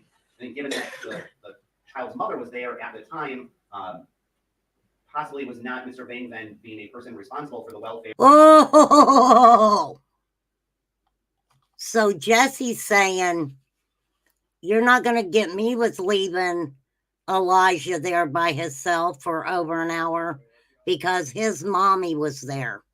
And it should have been his mommy's responsibility to find somebody to get her son or take care of her son. That's what he's saying. That is what he's saying. Oh. Of the child during that time frame, as the victim's mother was present at that time and location. However, even assuming the court finds that at that time he was a person still responsible for the welfare of the child, there's just as much evidence to suggest that he was supervised. Oh God! We were unable to locate anyone. Scared the shit out of me. The child or been at the residence during that time frame, and law enforcement made other assumptions as to other people who had been at the residence during that time frame. With respect to the condition of the apartment, the testimony is that there wasn't any unsanitary conditions at the residence, that it was generally a well-upkept apartment, that when the search of the apartment was conducted, it was generally clean. One of the garbages was about half full. The officer testified that he was clean as a whistle. Did they think this guy is a freak?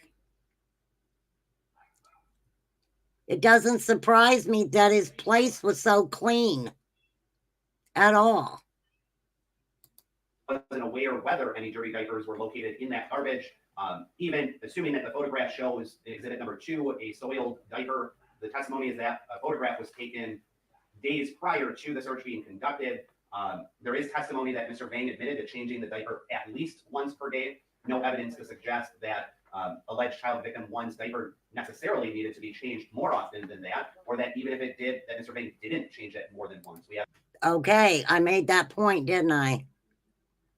Did he actually take him to the bathroom or not? Was he taking Elijah to the bathroom? But if Elijah's diaper was full, I don't think so at all. The testimony Thank you, Miss suggesting that Justice, at for least once per day, which putting leads that to up. the reasonable inference that on more than once per day it was also changed. So I think based on the testimony presented today, there is not probable cause to believe that Mr. Vang committed the offense charge, and we would ask that the court dismiss. The court's charge at the preliminary hearing stage is to determine if there's probable cause. Okay. The felony was committed and the defendant committed it. When looking at testimony in giving the reasonable inferences, finding the reasonable inferences in favor of the state, what I think kind of ties it all together here is testimony regarding the text messages from February 18th, and specifically the defendant messaging Ms. Bauer that I'm going to make sure he hates me for being here. The message that he did fear me and respect me. Thank you, Your Honor. I'm glad that statement bothered you too. I really am. Because that bothered me. Respect me, not make him respect me. That tells me that the reasonable inference there is that Mr. Vang is carrying out actions that are designed to instill fear in the child. He acknowledges as much. I don't think one can reasonably make the argument that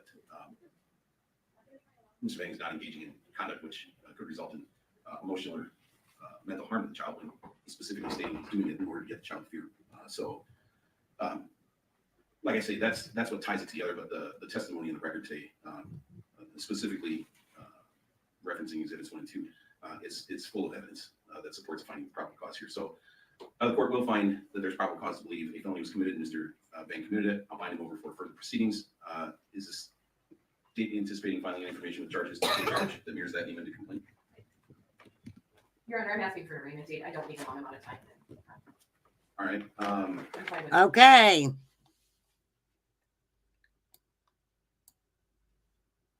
Jesse Vang. I believe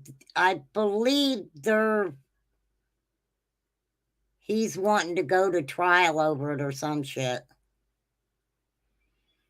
There's only 2 people can tell us where Elijah's at. And it's them. I heard that, Karen, I heard they were cousins, but I don't know if that's true. I don't remember. I don't remember if they had met even in prison. I don't remember.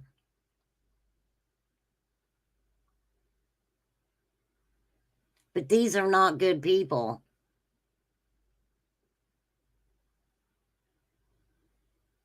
And we know that at some point Elijah's blanket was found. I used to have that. I don't know if I still have that in my email or not. I think Sassy Ann sent it to me.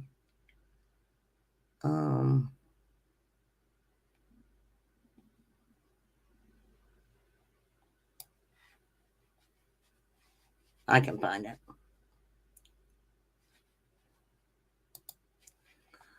But they found Elijah's blanket.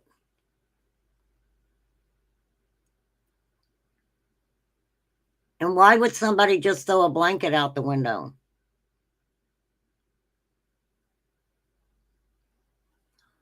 I don't know. My mind just kind of goes to the fact that also,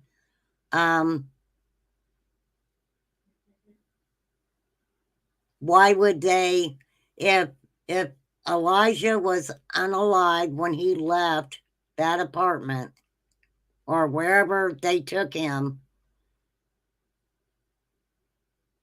would you not think that if Elijah was wrapped in his blanket, that they wouldn't, well, no, they wouldn't dispose of him probably with the blanket.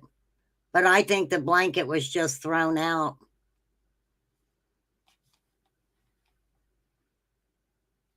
Ever since my phone up, I've been seeing weird symbols. You've been seeing weird symbols? Well, we're going to listen. We're going to come over here and listen to a little bit more of 5 signs you're dealing with an evil person. Okay? Let's break it down. We'll move on over here. Take a woo-saw moment. Whether manipulation is occurring. Lastly, prioritize self-care and support from trusted individuals who affirm your reality and worth. Reflective questions. 1. Can you recall a situation where you felt manipulated? What signs did you notice? And how did you respond? Too freaking many, 2. mister. What strategies can you develop to strengthen your resistance to manipulation and protect your autonomy? Share your experiences and strategies with the community in the comments section. Manipulation is a powerful tool in the arsenal of those with harmful intentions. By understanding and recognizing its signs, we can better protect ourselves and maintain the integrity of our relationships. As we continue our exploration of the signs of evil individuals, our next topic will delve into their need for control.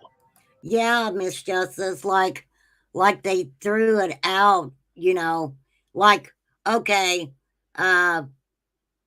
see what's in my left hand, you know, watch my left hand so you don't see what's in my right hand. Another pivotal aspect of their behavior. 4. The urge to control. The urge to control is a defining characteristic of individuals with malevolent intentions. This need for dominance over others' lives can manifest in various aspects, from dictating personal choices to imposing their will on others' actions and thoughts. Understanding and identifying this controlling behavior is crucial for maintaining one's autonomy and well-being in the face of such individuals. Understanding control in relationships. Hi, I'm Tom Grief, former state prosecutor and U.S. How are you, Tom? Good to see you, buddy. Control in relationships often stems from the individual's deep-seated insecurities and fears. By exerting control over others, they seek to manage their own anxiety and uncertainty about the world around them. However, this behavior is both unhealthy and destructive, as it undermines the independence and self-esteem of those on the receiving end. Signs of controlling behavior. Here we go. Controlling behavior can be overt or subtle. It might include dictating what you wear, who you spend time with, or how you spend your money. It might also appear as constant criticism, making you feel inadequate and dependent. Controlling individuals often use emotional manipulation, such as guilt tripping or gaslighting, to enforce their will. They may isolate you from your support network, making it harder for you to resist their influence. The impact of being controlled. The impact. Living under someone's control can have profound psychological effects. It can lead to a loss of self-confidence, as you're constantly made to feel that your choices and desires are wrong or insignificant. Over time, you might find yourself becoming more dependent on the controller, doubting your ability to make decisions independently. This dynamic can trap you in a cycle of control and submission, which is challenging to break free from. Strategies to counteract control. Here you go. Breaking free from a controlling relationship involves reclaiming your autonomy. That's right. Start by recognizing the controlling behaviors and understanding that they're not about your inadequacy, but the controller's insecurities. Establish firm boundaries and communicate them clearly. Reconnect with your support network, seeking out friends and family who can offer perspective and support. In some cases, professional help from a therapist can provide the tools and understanding needed to extricate yourself from the situation and rebuild your sense of self. Look.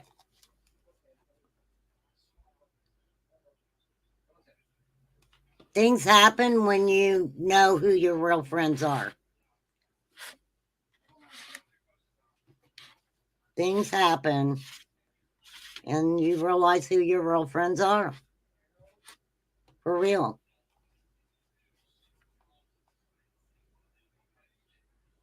I think we're all, I mean, in some way in our lives in somewhat of a controlling situation. I mean, I think somewhere in your life you there's something that controls you, whether it's a 9 to 5 job or whatever.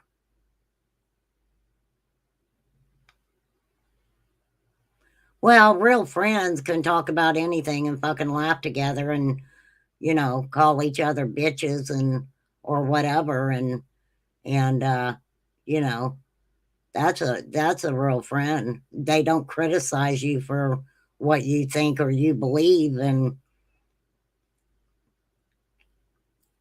if you've got a really good friend that can be honest with you when they don't agree with you, or if you're being bitchy, they can call you a bitch and you don't take it personal. Those are the kind of friends you really want.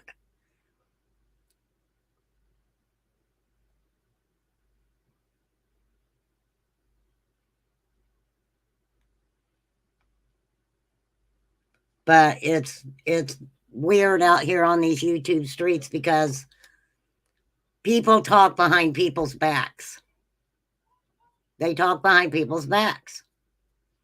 And it's sad, but a lot of people don't say anything because nobody wants caught up in that drama stuff, you know? So you really just don't even say anything. You just move on through the galaxy like I do. But it's sad to know. Because look at it this way. If you have somebody who is talking shit behind your back or talking shit to you about somebody else, right? Talking behind somebody else's back, don't think that they're not talking behind your back, right?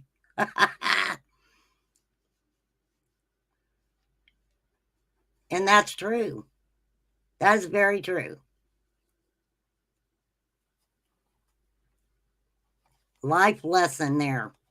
What's that, Be the Bean? For real.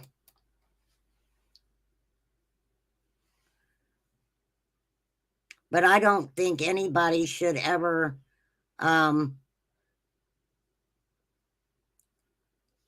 don't know. I wish people wasn't the way they are, but it is very hard. Look, it's very hard when you know someone has said something or done something and you see them, you know, treating the people that they're talking about in a totally different way. It's sad. It's sad. Very sad.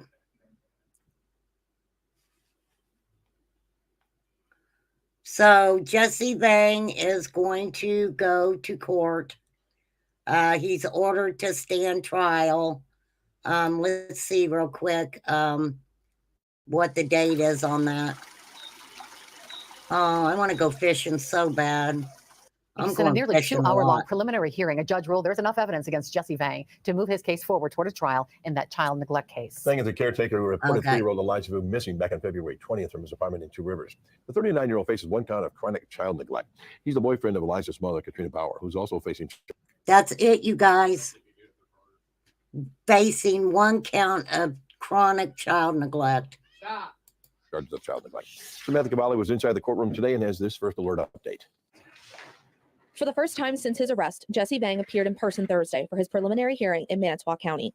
A judge finding his case would be bound over for trial. Court documents say he went to take a nap at 8 a.m. and brought Elijah into the bedroom with him. And when he woke up, he couldn't find the boy and called 911. Detective Lieutenant Jacob Glazer with the Two Rivers Police Department testified he was one of the first officers on scene after the initial call was made. During interviews with Vang, Glazer said Bauer left Elijah with him for a week to teach her son to, quote, be a man. He says Vang talked about Elijah's timeouts, where he would stand for 2 to 3 hours as a form of punishment for bad behavior. Glazer testified about the night of February 17th, where Vang left Elijah home alone as he and Katrina went to a local bar. Police say Bauer claimed she was not in the area at that time. Cell phone data and surveillance video from a gas station showed otherwise. So why did Vang lie about that?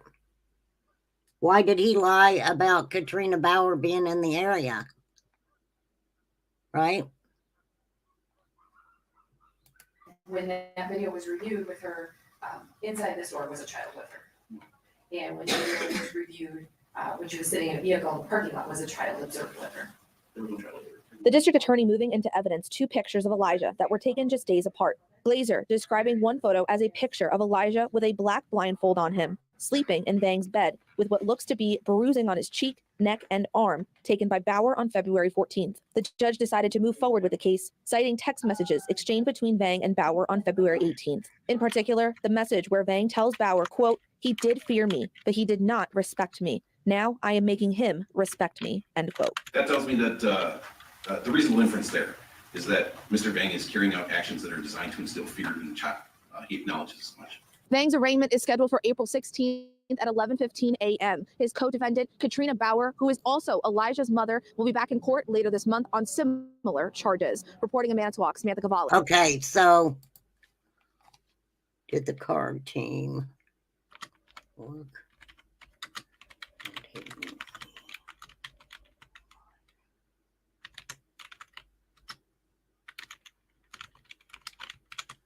I wish I had my dang notes on this. Okay.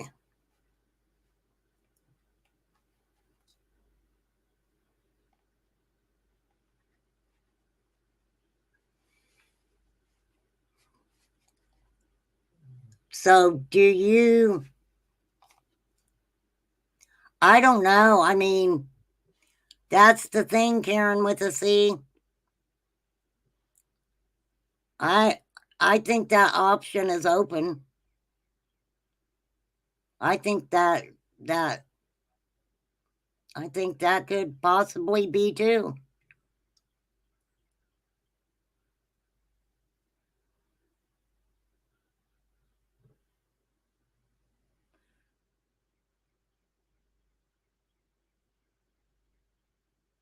Could be, but I don't know. But I'm going to get my ass off here. I've been on here 2 hours and 15 minutes.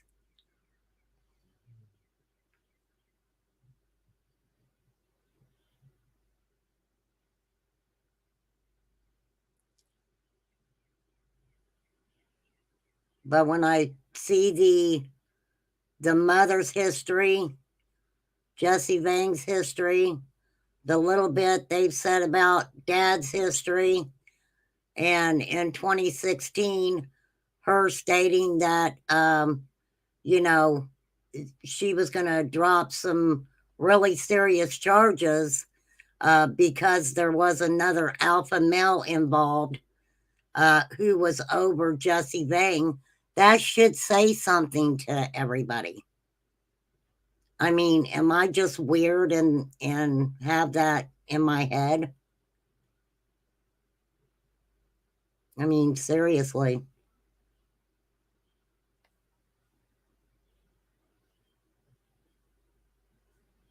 I don't know.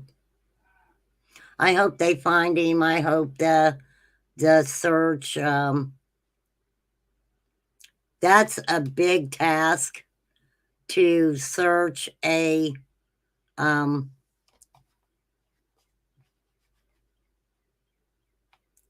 the Avery property. And it's just, isn't that weird that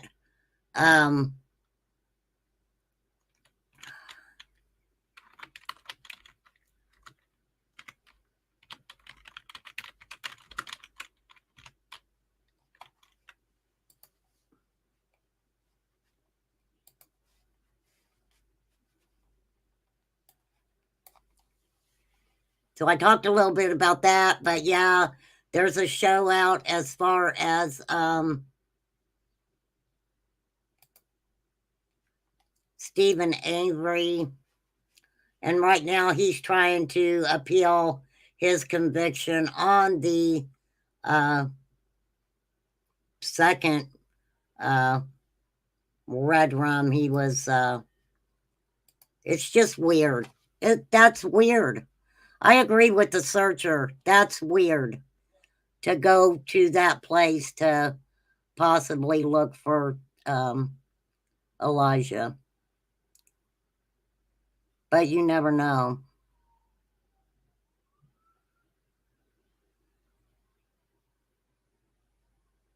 Do I have a video list? I've never done a video. I've been thinking about it, but I probably should, because every time I get a thought, I should just make a little video about it, so that way I don't lose my train of thought on stuff. I will. I'm low budget right now, okay? I'm lazy. This is a lazy, low budget YouTube channel. I apologize.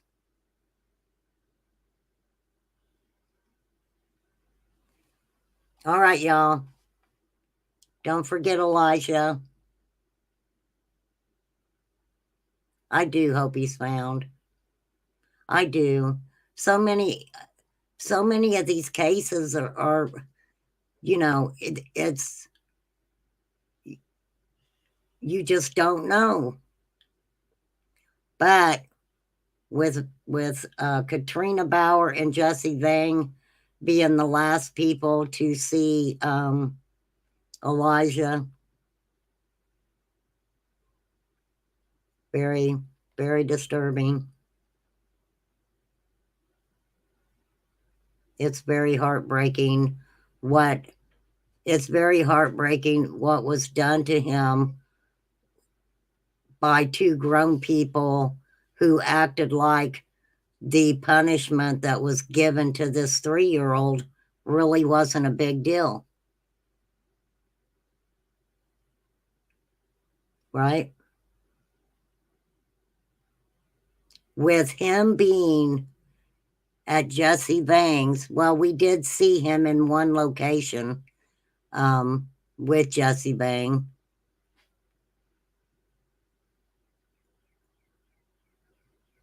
I don't know.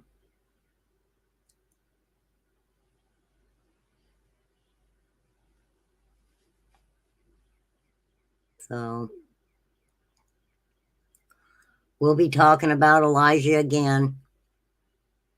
Oh, dang it.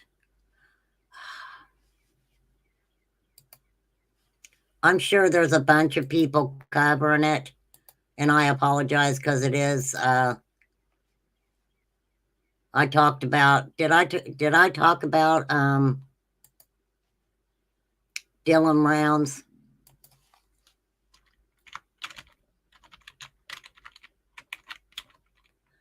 The guy, and I got to pull it up because I don't remember. Okay, James Brenner, who they arrested, took a plea deal and allegedly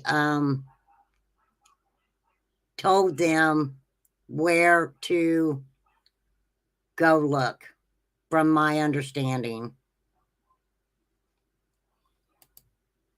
How sad. How sad. Give me 1 second, you guys.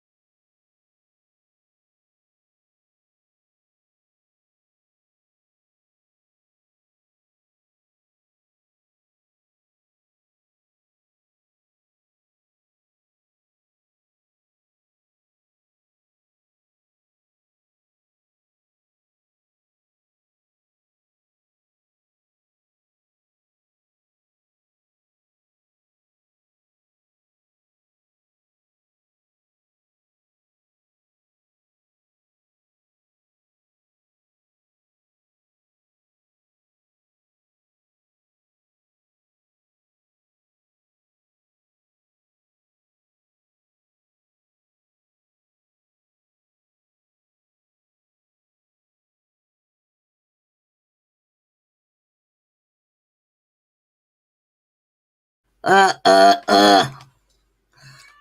right, this is it. I'm going to talk about this real quick.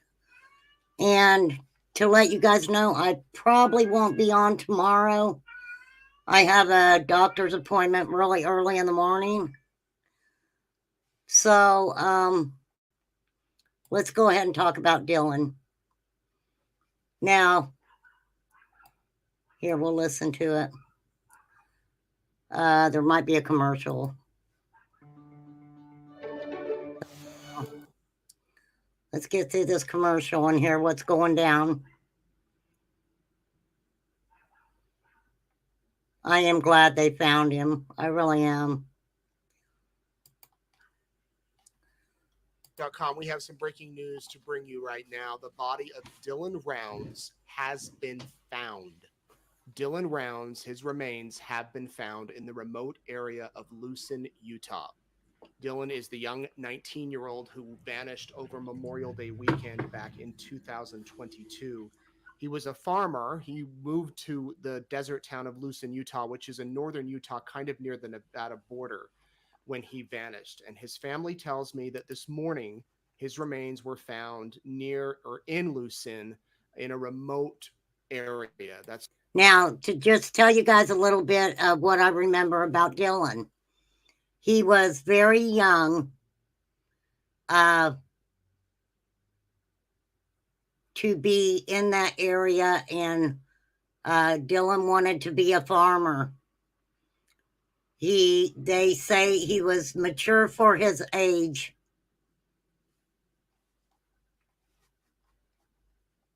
He was a good kid. all the information that we have at the moment from his family.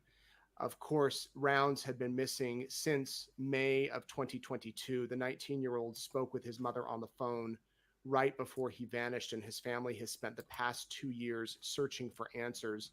His mother, Candace Cooley, tells me that as part of a plea agreement with James Brenner, the man accused of killing Dylan, Brenner led the investigators out to the site where the remains were on Tuesday morning, which would be today, April 9th, in case you're just tuning in. Wow. It took him this whole time to tell them where he was. Wow, how sad. Or you're watching on another day. They got there, they found those remains, and they have been recovered. Now, Brenner is charged with aggravated murder and abuse or desecration of a human body in connection to Rounds' death. Let me show you just how remote this area is. That's where Dylan was farming. Yes, look. Look at this. In that area. He was farming out in that area. I mean, there's a lot going into the story. There were all kinds of different things said. That was his camper. That was his truck. And you can see there's not much around this area. It really was a desolate area. Dylan Rounds' case is kind of what led Jim Terry into YouTube. Jim Terry, the private investigator. He was hired by the grandparents. When mom and dad started coming around, they were like, "You're not working no more," you know. And I believe that's the way it went down. But yes, Jim Terry. James Brenner, this is the man who is facing those charges. He, again, must have said something to investigators or cooperated or something. We don't have all of the details at this point, but they do have the remains because of where James Brenner led them. This is a spot where James Brenner had his camper.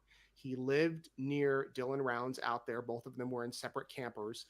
And when Dylan's family went out to begin looking for him in late May of 2022, they found his boots right there behind that mound of dirt. Dylan's boots were just sitting behind a mound of dirt, like they were just placed there. Which was some distance off. And there was also a shed right by James Brenner's camper.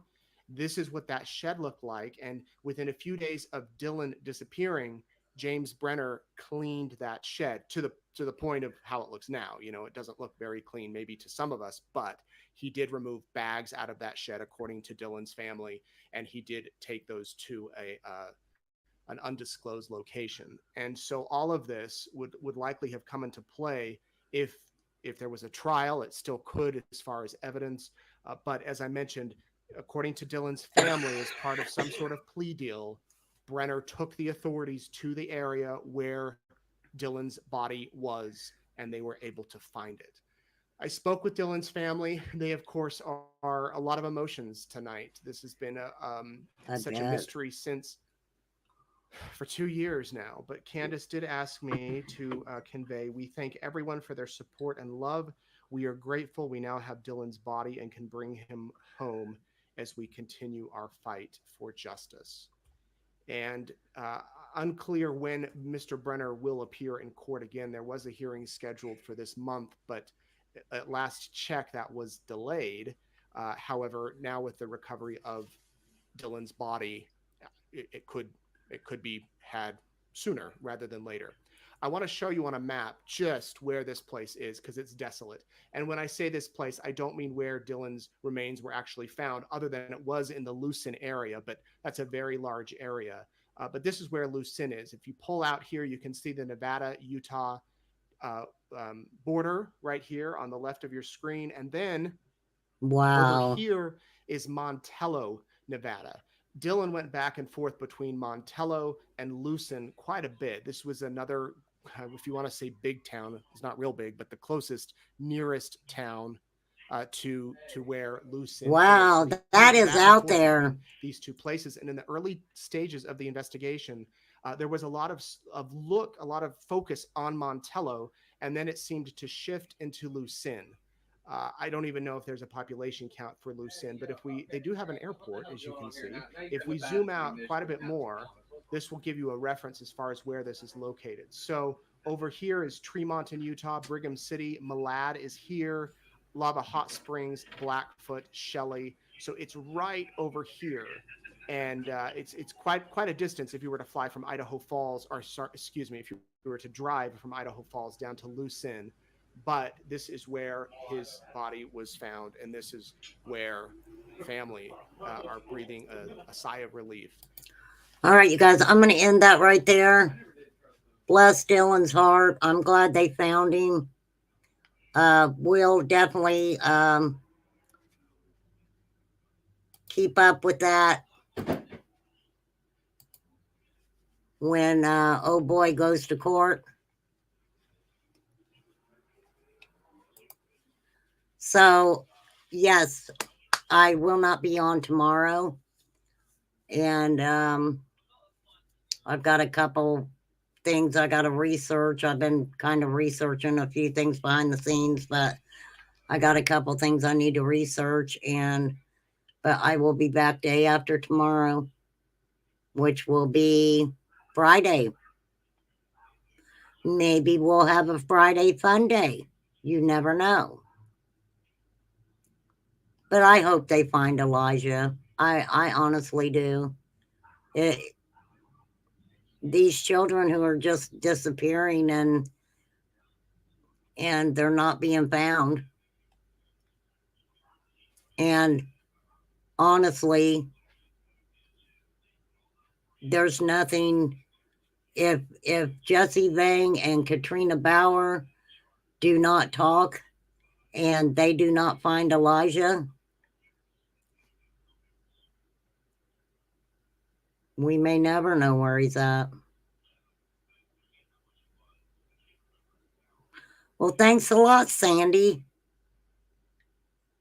What do you mean when I'm not on, you get more done?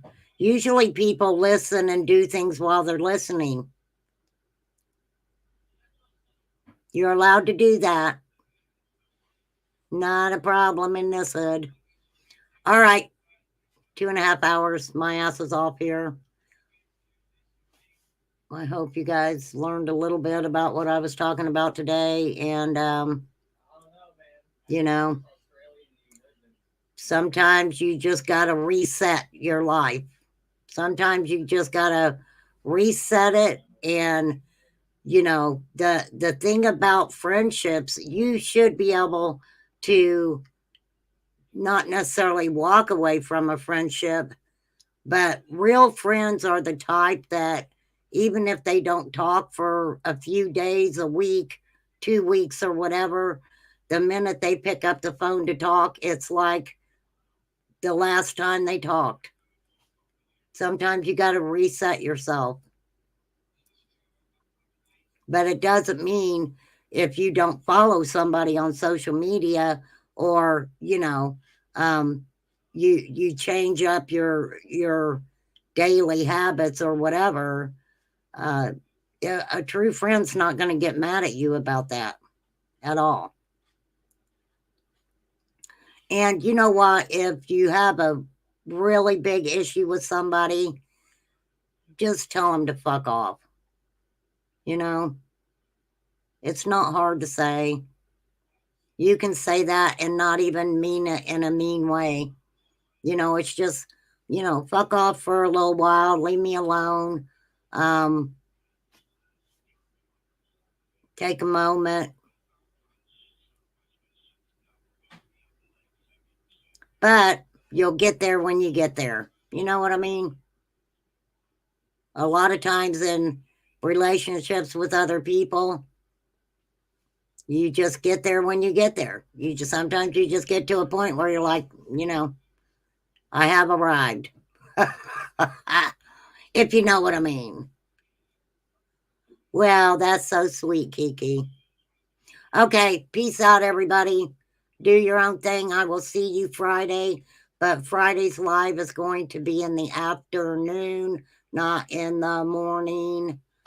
So probably about 5 o'clock is when I'm going to do it. Because if I do it in the evening, I'm not on as long. So I'm going to try to start doing more kind of in later afternoon time. And get all my stuff done during the day. So, all right, peace out. Have a good day.